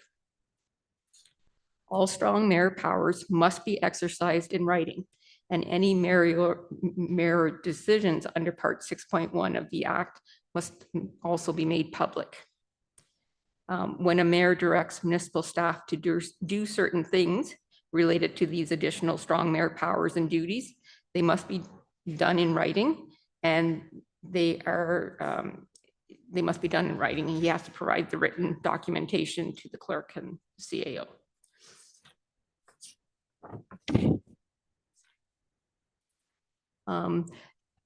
Any mayoral decisions that exercise the strong mayor powers, including vetoes, are protected by an immunity provision under 6.1, where they are exercised legally and in good faith. So in conclusion, Part 6.1 of the Act applies to the town of Bancroft as of May 1st of this year. The town and the mayor cannot simply opt out of these rules. No one, including council or the mayor, can ignore these rules. Bylaws, policies, and procedures may have to be updated to reflect the existence of these powers, even if they're never used. And on the town's website, a webpage has been created to post any the mayor's decisions, and that has been done already. And staff are currently reviewing best practices and establishing templates for various decisions and directives. And staff has taken part in a number of webinars from AMCTO, MFOA, and this is going to be an ongoing learning opportunity for staff and for council. Thank you. Comments or questions directed to the clerk? Councillor Miles. It was definitely the topic at OSOM. It was discussed lots, some people liking, some people not. Had an example of when the mayor's powers were used, which was interesting because one council somewhere in the province decided to give themselves a 45% wage increase, and it was voted and passed, and the mayor vetoed it. So in that circumstance, it kind of made a whole bunch of sense. I mean, it's there. It is now in legislation. It is, we can't get out of it. You have to hope that it is used for all the right reasons along the way. Well, and then further in our consent agenda, a whole bunch of municipalities are saying they don't even want it. They want to get rid of it. And lots of people felt the same way at OSOM, but it is what it is. And the province talked about these strong mayoral powers a couple of years ago, if I recall, at Roma and sort of, but it matched something that had to do with building. You know, if you tell us you're going to build so many houses and you're going to get these strong powers, are going to give you a bunch of money. So it will be interesting. I don't think it's going away, and it is here. And you hope that it's used for all the right reasons. But it was certainly lots of chatter about what this means. I don't know if that really means anything. That I don't really have any questions. It was just interesting, the impact this might have within the province along the way, good, bad, or indifferent. Yes, it is very in-depth, involved. It does put a lot more responsibility on the mayor. Like when I was signing bylaws for my April meeting, all these new forms came forward, and I'm thinking, you know, geez, I don't know if I want to sign these or not. So there is a lot more to it on the surface, and a lot of thought has to go into it. There's no question about that. Deputy Mayor Mo. Thank you. I've been reading, as you have, in some of the write-ups we get from the Eastern papers, Eastern Ontario, and yeah, many councils are not looking at this in favor. I think it puts a whole lot more stress and responsibility on the mayor if the mayor uses it or doesn't use it. And I think in the future, when people are thinking of running for councils, it's going to make, I think that's going to make a very big difference there. So as you rightly say, it really depends on how it's used. And I guess time will tell. Councillor Lawrence. I think the ability of council to override a veto, given a 2/3 vote, is a certain amount of a safety net. You know, I'm thinking specifically of the budget, but the other areas as well. It'd be good to have that safety net. So I think the overriding thing is, if you look at all of the changes in the legislation, the Planning Act, as Justin was mentioning there, and other bills that have come through in this one here, it's obviously that this is a total ongoing transformation of how business is going to be done in the province of Ontario, whether it's people like it or not. But I guess my only comment, you know, when you look at things like, you know, the asset management plan presentation we had today and everything else, things really cannot go on the way that they have gone on, because we've got not our town, everywhere in this province and across the country have got themselves into a situation. You know, the province has sort of, as they make all of these changes, they're almost like, you know, slapping municipalities on the wrist for, you know, you need to do this better. But, you know, as I've discussed many times, and I've discussed at county council, all these changes in legislations are to their rules. They're not our rules. We just follow their rules. So all these changes to the Planning Act are changing their rules, and many of which I think people are happy are changing, because there was so much red tape and cumbersome. So a new piece of legislation was introduced yesterday that even you know, redefines it even more. And I think there is a lot more to come. And is it a good thing or is it a bad thing? My only thought is things could not continue the way that they were going when you look at all of the issues and deficits, et cetera. So, Councillor McGibbon. So yeah, just to clarify though, it is only for bylaws, not like if council passes a resolution that can't be vetoed. Am I correct? Or does that fall under, because all of anything that happens within a certain council meeting that falls under a bylaw for all the proceedings of that meeting? Does that mean anything that's within that can be vetoed by the mayor? So my understanding is resolutions can't be vetoed, but bylaws can be vetoed. Yes. Okay. But they have to pertain to a provincial priority. But if you interpret that, that's pretty broad. You know, all the provincial priorities that they've mentioned pretty well cover everything that we do. So, yes. Yeah. What does the 45% increase have to do with the priority for the provincial? It's budgetary. Fair enough. Yeah. That falls under that financial aspect. Yes. So any financial piece can fall under budget then? Wow. Correct. That's a lot of power for a person to have. Scary. Anyone else? Okay, so that we have the motion is on the table there. One sec here, if I get my tablet back up here. To receive, all in favor, please, to receive. So passed, thank you.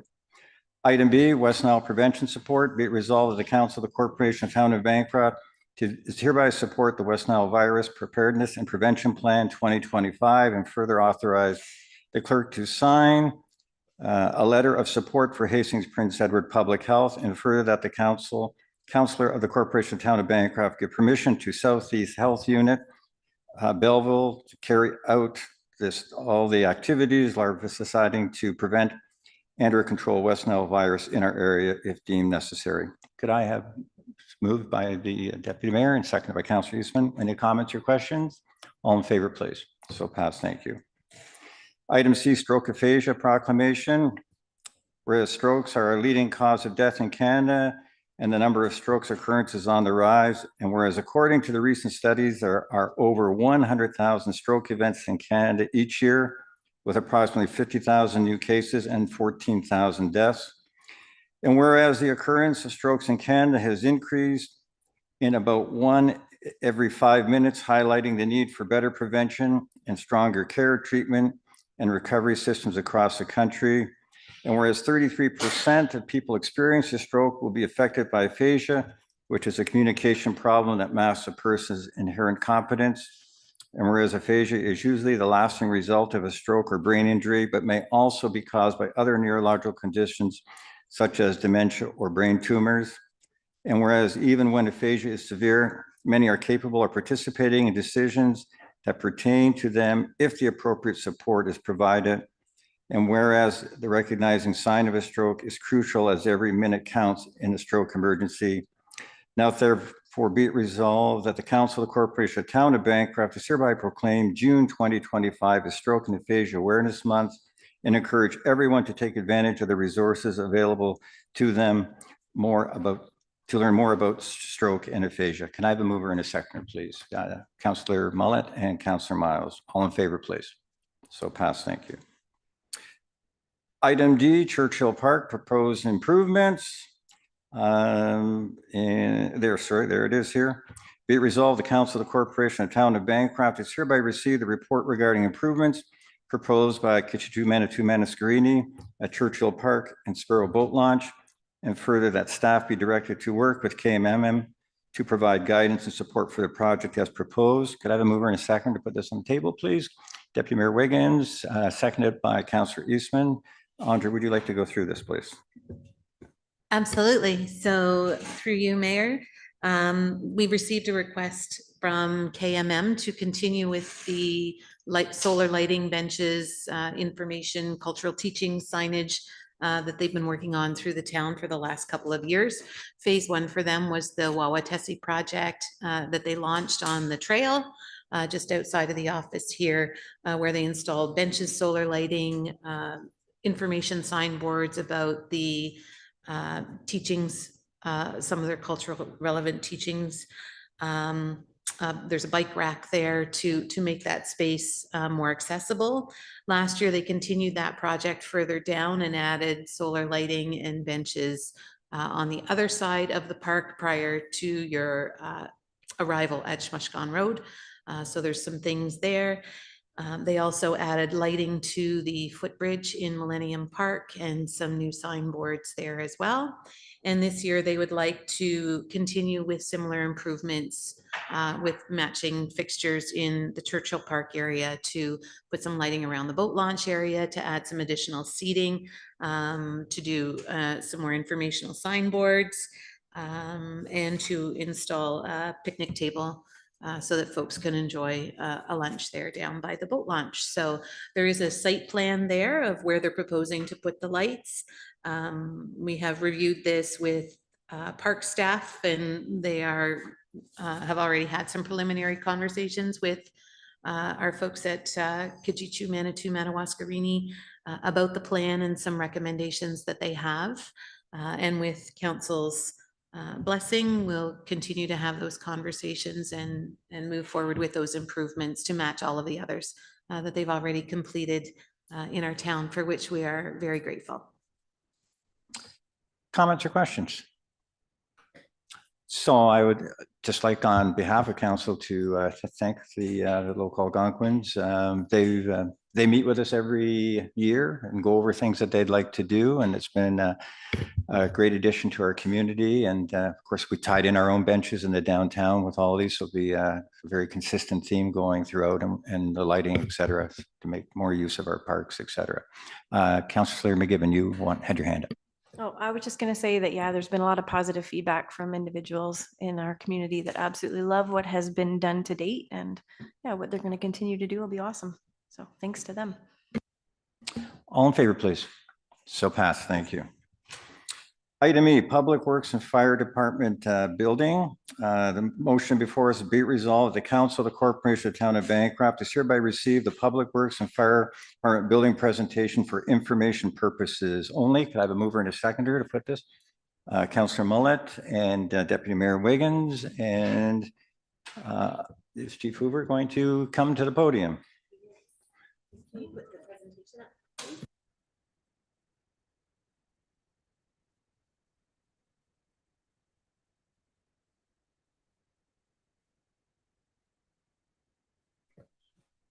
Good afternoon, Council.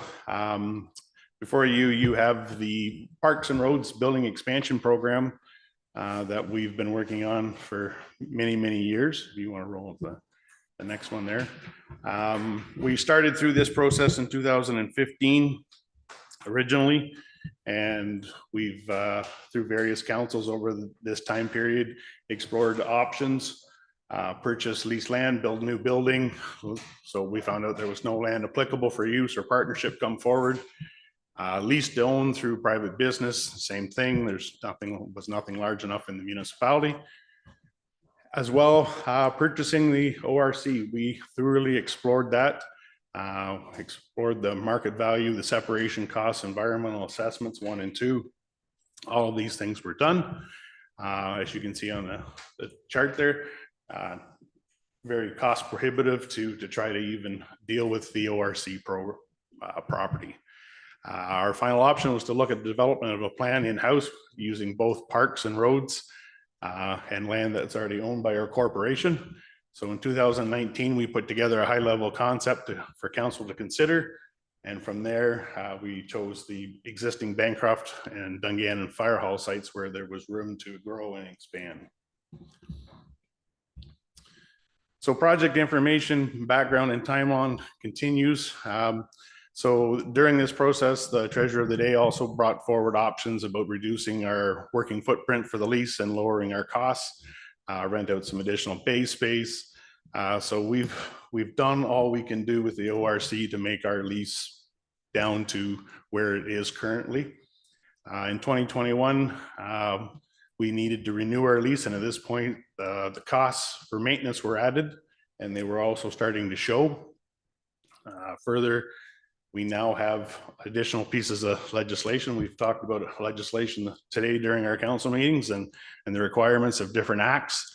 The Accessibility Act is one of them, and then our duty under the Health and Safety Act to comply with the Ministry of Labor's cancer and fire prevention checklists. So between our growing maintenance issues and the need for more efficiencies to meet health and safety, we put together a concept and brought it forward to council. And in 22, we developed plans to move forward over the next 4 years of this council's term to get a permanent building in place. That was the direction that's given to staff and by council at that time to come up with a plan, bring it forward, and to see it come to fruition inside this term of council so that it would be completed. In December 2023, we did purchase 2 Butler buildings. One was 40 by 80 and the other is 50 by 200. And so this was the anchor point for starting to design the concepts to attach those buildings, which would be the primary workspace for parks and for roads departments. So in 2024, council approved $75,000 to complete the necessary site surveys, land clearing, grade operations, site prep, and the complete concept and engineering drawings for both sites. However, at that time, there was no money capital money allocated to set aside to put up any structures in 24. So what you see here is basically the site surveys of the Dungannon site, and what's been shown there is confirmed our property lines, grades were set, all of the background work that needed to be done to support the development of a plan. Next one. So in the spring of June 24, we did start site prep to start to prepare the land to clear the trees and set grade down at the Dungannon site. Next one, Michelle, please. We've done this through partnerships with local contractors and some of our own staff to be able to complete the work, to set the grade, to have everything ready to go for potential build in 2025. The same thing was completed in Bancroft with the site preparation there. Grading that was done in November, just before the last nice week that we had before it turned to winter. Was in partnership again with a private contractor and our town staff. We did put in a 6-inch base there and completed a final tree clearing in order to potentially be ready to build this spring. Here you have the initial concepts, drawings, and the engineered plan developments for the Bancroft site. We went through the process from January to November of 2024 to look at the needs and assess a development for considering all staff requirements for the 4 different departments, as this project would encapsulate that within inside of all departments. It's not just a fire build, it's not just a roads build. It covers all staff departments on the outside operations. From there, we developed some rough sketch drawings to incorporate these into a building layout. Benchmark Design was engaged to transfer these to a firm concept with measurements and everything like that there in 2025. And currently the revised drawings are out for stamping by the engineer review. So this is the Dungannon site concept drawings with the Butler building shown there, as well as the additional piece in between. The front piece is the fire hall. The back piece would be the potential roads operations area in the 40 by 80 piece. And then obviously the big long section is the 50 by 200 foot Butler building, which we currently already own and have on site. Next one, Michelle, please. So our current leasing cost of the ORC at 60 Monks. That building was built in the 50s and 60s. We initially went there as a short-term measurement solution through the previous public works manager and treasurers. We've talked about the fact that we negotiated our footprint down to reduce our costs. We've rented out additional space to another local company. This net total costs of $80,000 a year. We are currently on a 60-day notice to terminate this lease by either party. We are on the hook for all costs, for all maintenance and ongoing service work for garage doors, plumbing, heating, all of that sort of stuff. We are not allowed to have a salt storage on site there, so that impacts our connecting link. And we're currently have an offsite rental space to do that. Our repair costs are continuing to rise with inside of the lease. The building is aging and it's showing it. Garage doors, we've already replaced 2 to the tune of $20,000. We have 2 more on the schedule to be replaced. We've done 1 man door. There's a couple other man doors that need to be replaced if we're going to continue to stay and work out of this facility. Temporary lighting improvement in the front building has been put in because the old electrical system is not concurrent for we can't buy the bulbs anymore. It's outdated. So it will require a complete electrical upgrade. Our heating systems and oil fired boilers. So if anybody knows what the cost of a liter of heating oil is a winter, it's about $1.50 all over this winter. We're down to 1.5 working boilers. Our annual heating costs are in the neighborhood of $20,000 a year, and we could cut that likely in half with the new propane boilers with an in-floor heating system in our new builds. We've already replaced the heating circulating pump this year to the tune of $24,000 and a new hot water tank. and several gradual openers and repairs have been completed between $5,000 and $7,000. Next one, Michelle, please.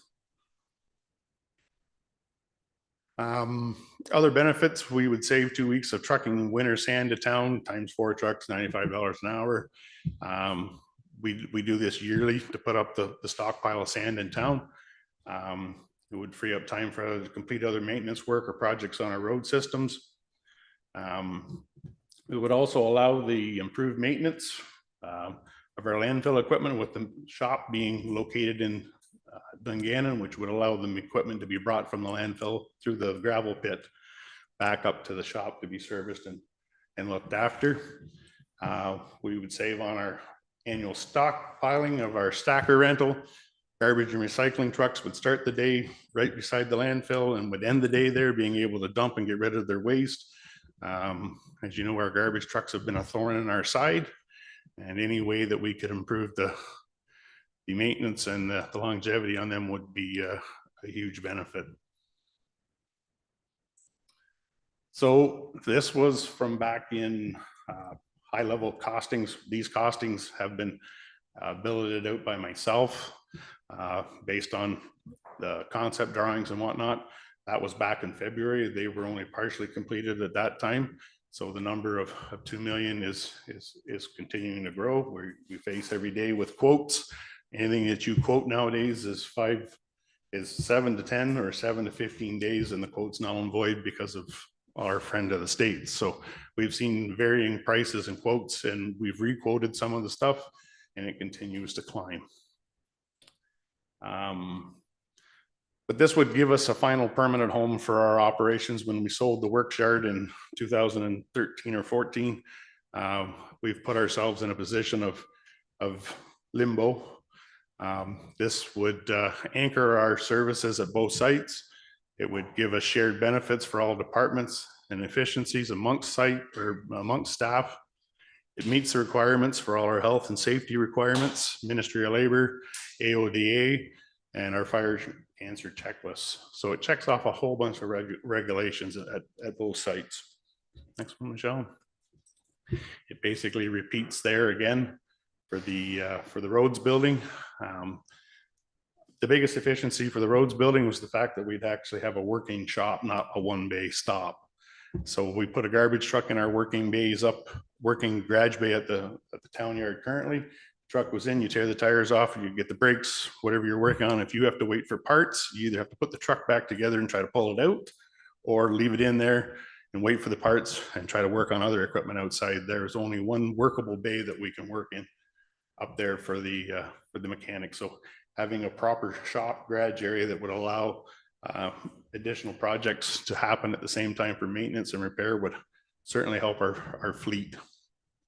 Next one, Michelle. Health and safety. We'd be in a climate controlled building. We wouldn't have fluctuating heat zones in the winter and actually provide cooling for the staff on the long summer days. We could have LED green efficiency lights with auto shutoffs to ensure that appropriate level of lightings in the buildings are there while they're working. Enhanced washroom facilities. Right now we have about 24 or 25 staff that share one toilet, one sink, one urinal, and actually have lockers, showers, and change rooms for all staff to be able to use for clothing storage, weather, and job-related issues to get clean and dry. If someone gets contaminated with hydraulic fluid or any other substance, as well as this applies to the fire service, as well as to have our firefighters have the ability to shower, change, and clean before they go home to their families, not carrying home carcinogens and cancer-inducing chemicals on their body. It would give us dedicated workspaces and eliminate the potential exposure from truck and shop fumes into the office spaces. As you can see, the parks tractor is parked in the one door. The door directly opens into the office. Fire halls, the forced air furnaces carry the fumes from the truck bays back into the offices. We wouldn't be working around flaking paint and plaster in an unheated building, which is our leased area in the front roads building. elimination of hazards associated with water infiltration into our work areas as well. Proper allocated workspace and storage for our town equipment, supplies, materials. That's our front building. You can see a mercury halogen light, which is the green one that's burning away there, making the meter spin. We'd actually have a building that would have full proper lighting. As you can see in the parks hallways, we only have one bank of lights working. We've used the parts out of the other ones to make those ones work. Adequate floor drainage and to reduce slips, trips, and falls due to the thawing equipment. Proper spacing around equipment so we can walk around safely around the park equipment. As you can see, there's narrow spacing all the way through that area. Heated laundry and washer and dryer areas for our work gear and coveralls. Storage of our proper storage of our oil, solvents, and DEF fluids. It's the picture on the bottom left-hand corner there. We're just shoehorned into a workable space. Currently, not all of our equipment is stored inside a permanent structure. We've had to resort to using some of Wayne's favorite brown tents to house our equipment so it's ready to go. We have doors that don't close properly. There's weather stripping. There's a myriad of issues. And of course, our new buildings would be compliant with ADOA and offer accessible bathrooms and integrated shower areas. All doorways, hallways, and workable spaces would be to the ODA compliance. Even a kitchen area is designed so that it's all accessible. Any of the public facing doors would be automatic exterior openers, and door handles and light switches are all accessible. So it would, with a redesign, we would have a fully compliant building at both sites. So when we get into the Ministry of Labor and Cancer Prevention checklists, the WSIB insurance covers 20+ types of cancers for firefighters. It's a mandatory checklist in support of cancer prevention. Ministry of Labor is involved with the WSIB. They will fund our claims under cancer, but you got to start doing something to protect the firefighters in the first place and prevent the fire or prevent the cancers. There's 83 items listed under this cancer prevention checklist, broke up into 5 sections for the fire service to comply with. I've included in the next slide section C, which we don't comply with any of it. This would give us proper decon and decontamination areas for our equipment to clean and sanitize the firefighters' PPE and tools from the exposure from whatever fire or activity we've been involved with. It would give us drying and cleaning area for our PPE and our tools, as well proper ventilation and air exchange so it doesn't transfer to the truck bays or to the offices. In the shower facilities, we'd have access to them to be able to decontaminate and get the carbon and the carcinogens off our skin and hair and bodies before we return to our families. Locker units would also be able to be had in our facilities so that we can have clean clothes to return home and we're not taking our dirty gear back into our family's workplace. Everyone here sat around a campfire and you know what you smell like when you roll into bed. Well, imagine smelling like burnt plastics and foam and everything else. That's what we take home to our families currently. So that's our makeshift decon area currently that we have in our fire hall to be able to begin to try to comply. And then the red rack was in the previous picture and this picture is what we can dry our bunker gear on now. That was, I think if you go to the next slide, Michelle, that's the cancer prevention checklist. So we have no check marks in those boxes. In 2024, the Ontario Fire Marshal's Office released a $30 million grant towards cancer prevention. So we received $25,000 based on what we were qualified to receive. This is a 3-year grant, so we'll continue to get another $25,000 each year. This year we used our money towards the dryers, which we can then transfer into the new building, into the drying room. And then moving forward, we have $56,000 that we can help towards materials to facilitate our decontamination, cleaning and drying room, showers, lockers, etc. As well, we have the possibility, should this project move forward, to with the Bancroft station to tap into the Skills Development Fund. It's our Parks building would be eligible, and because we have a training room attached to it, excuse me, up to 49% of the total cost of the build associated with that component could be granted to us under this fund. Projects must be shovel ready and then requires a fixed quote bid as well to be able to be qualified. So this last page was what the estimated costs were at that point in time in late February, 1st of March, when we were started to put this presentation together. We've used our building reserve to complete the purchase of the Toro buildings already. So we got 390,000 plus tax into those buildings. We spent another 75, which was funded from capital in 2024. So all told, we've got about 469,000 committed to this project currently. There's a 2-year timeline for these buildings to be completed to remove us out of the lease at the ORC and put us in permanent locations on town property. We have not set aside any money for fundings at this point, so it will require debt debentures and financing, and that is something that we're going to have to look at, because we haven't paid ourselves, we haven't transitioned any money. There was a resolution brought forward for 23 that we would start that process, and as to date yet, we have not anchored our funding towards this project. And finally,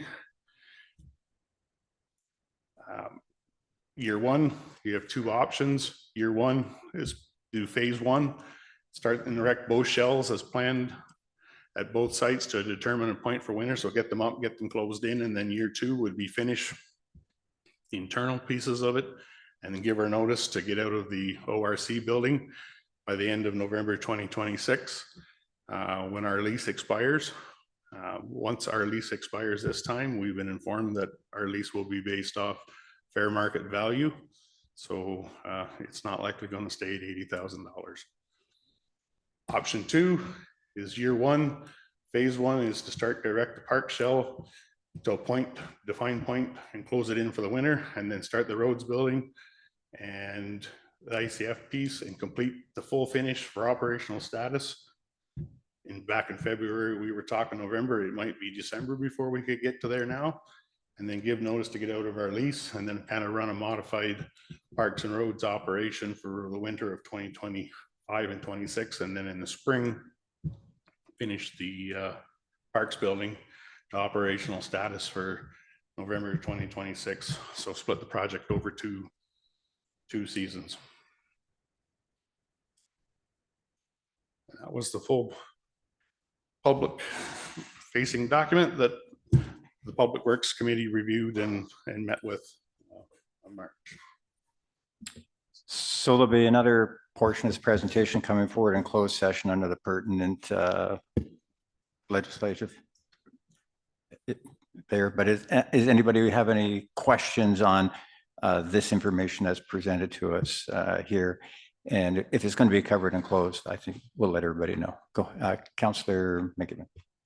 Just looking at that MOL cancer prevention checklist, is that possible to pull that back up, Michelle? I think it's page 24.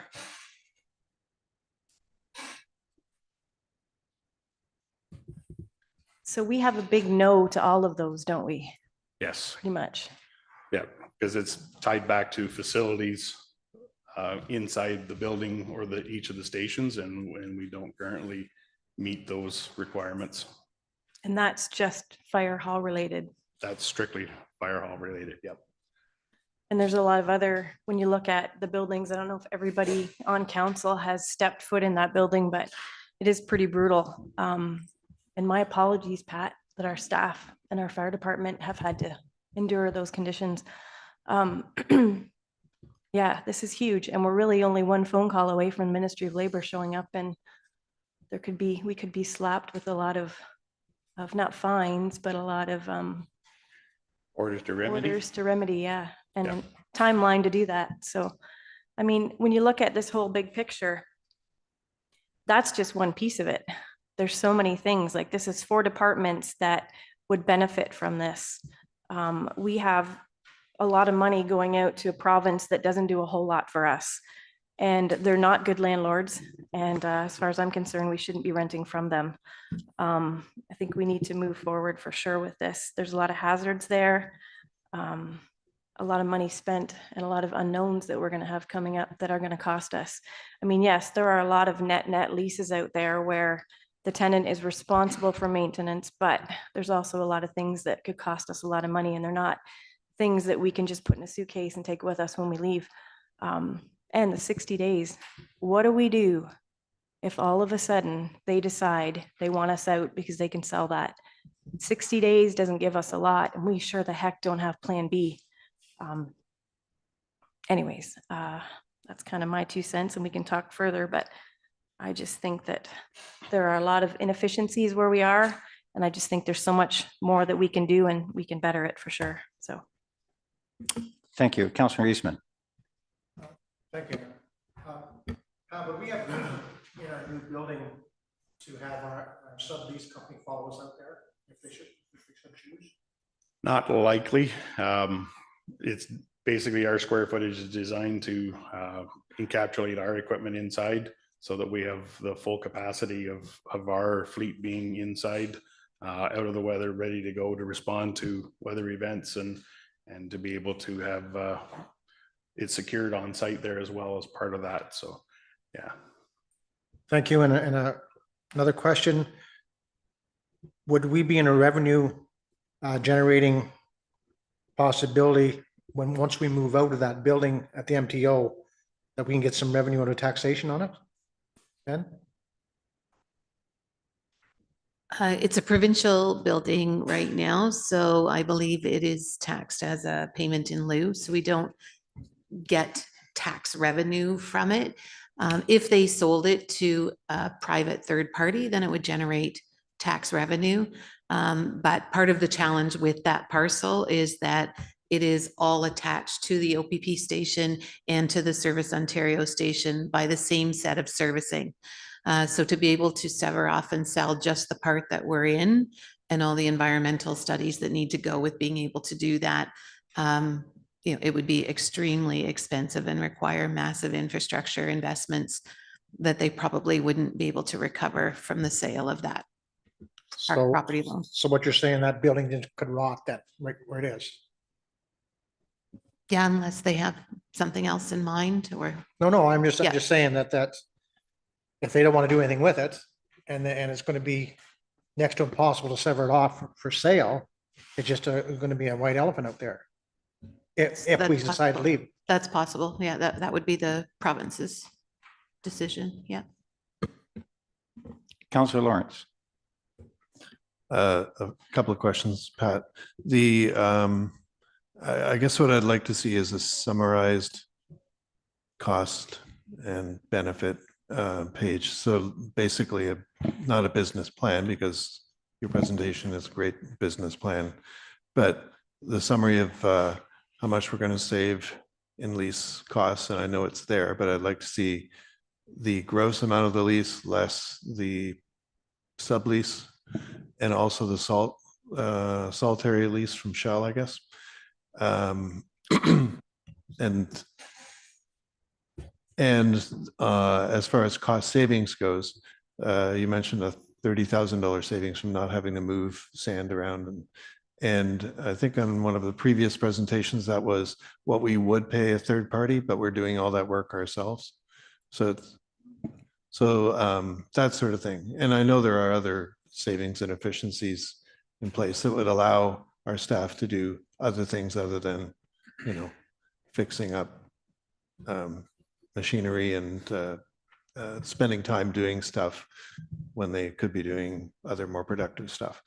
But that kind of thing summarized would go a long way to justifying the $4 million expense. Deputy Mayor Wiggins. Yes. First of all, I want to thank staff in general and Pat in particular for putting this together. It's been a long, hard process. I know I've been involved with myself for probably 10 or 15 years. It seems like a long time, Pat, since we started this process, and to see it at this stage is just amazing. It'll be a great facility when we get this thing to happen. And anyway, I just want to thank you for all the time and effort and frustration that staff and yourself have went through. Thank you. Councillor Mullet. First of all, I would also like to thank Pat for the work and the hours that he has put in on this, that he certainly hadn't built this for. He's been looking at this for, unfortunately, for a number of years. So I just want to say thank you for that. The other question I've got is, I know we, as it was shown about to the issues with the cancer concerns, I'm assuming we have issues with the parks, or not parks, but the road building in concern with safety and health. Do we have some issues there? Yeah, there's issues and whatnot for parks and for our road staff.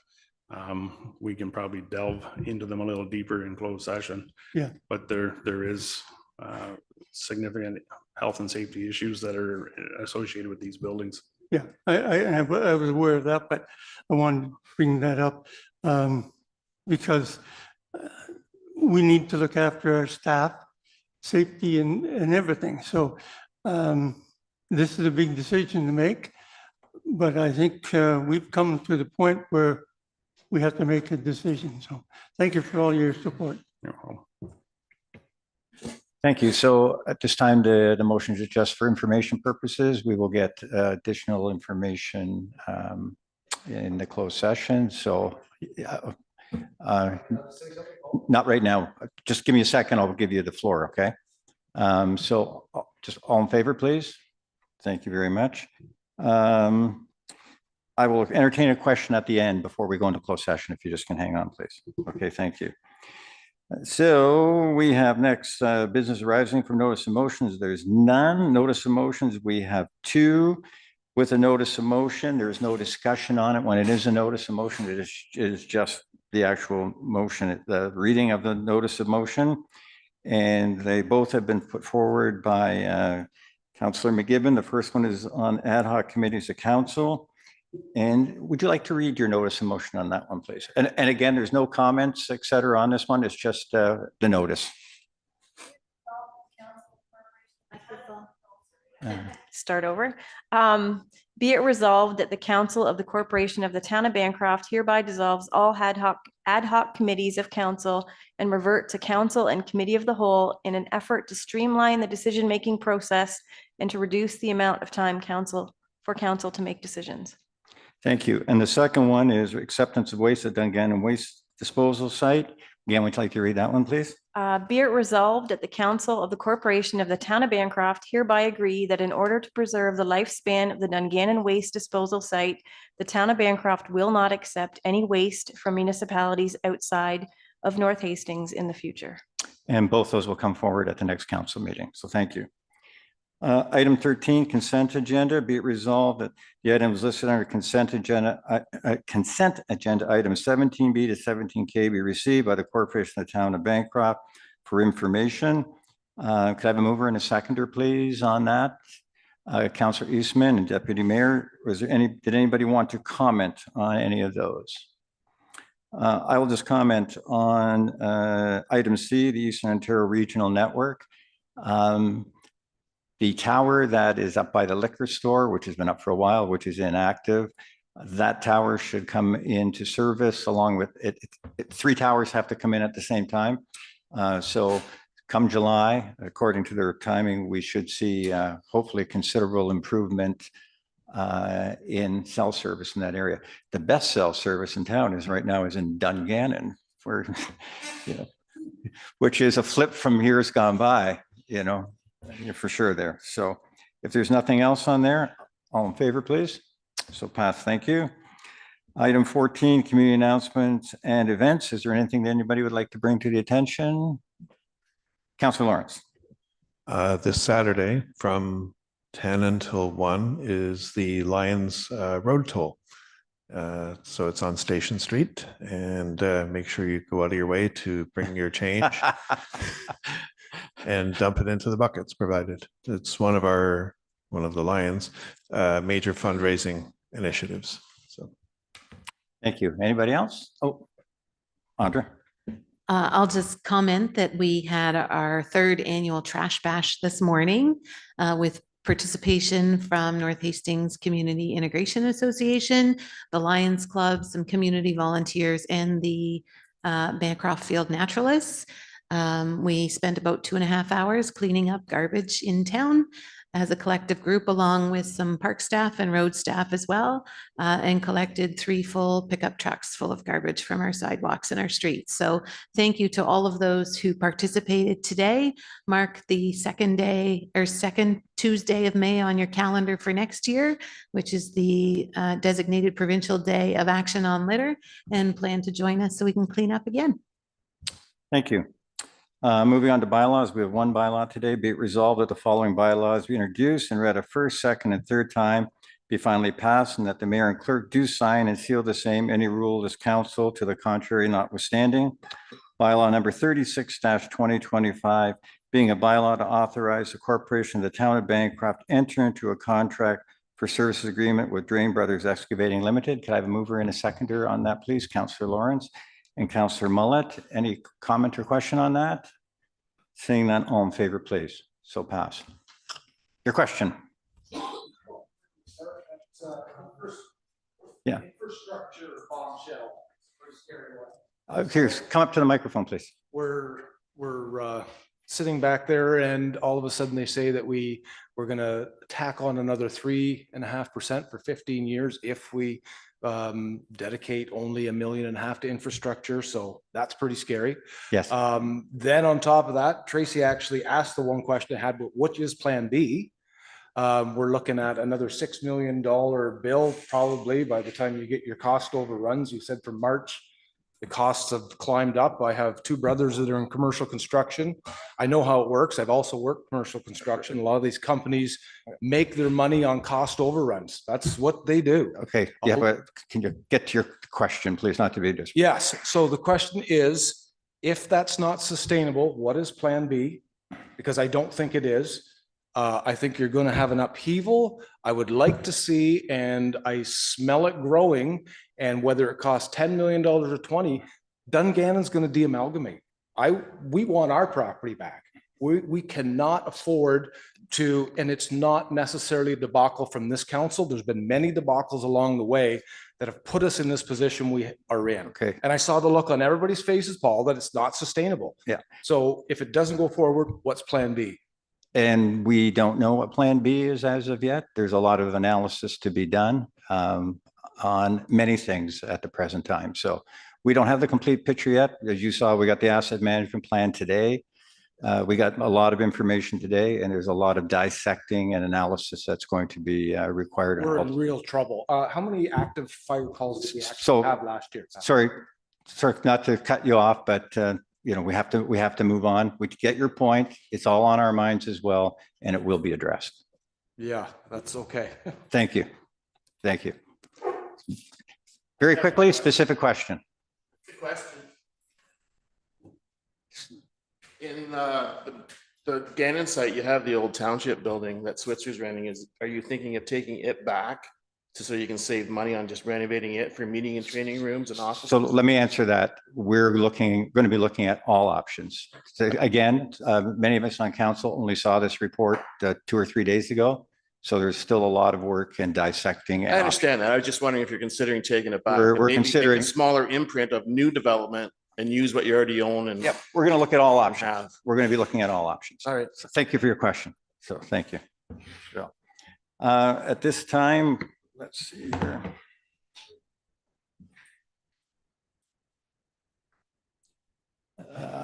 So we will take a 5-minute break before we move into close. Thank you. 5 minutes.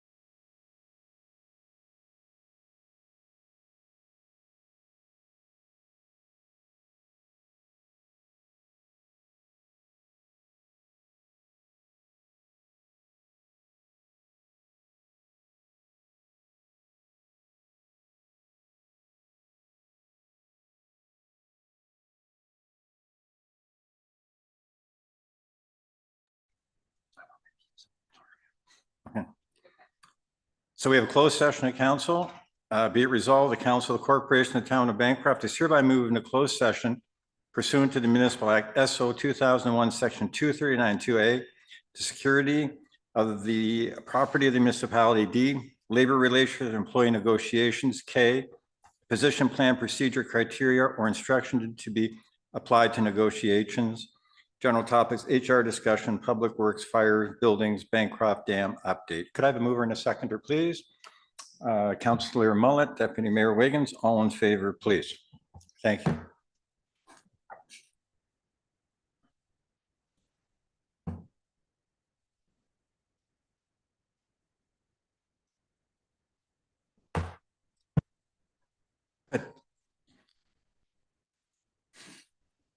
Eating start.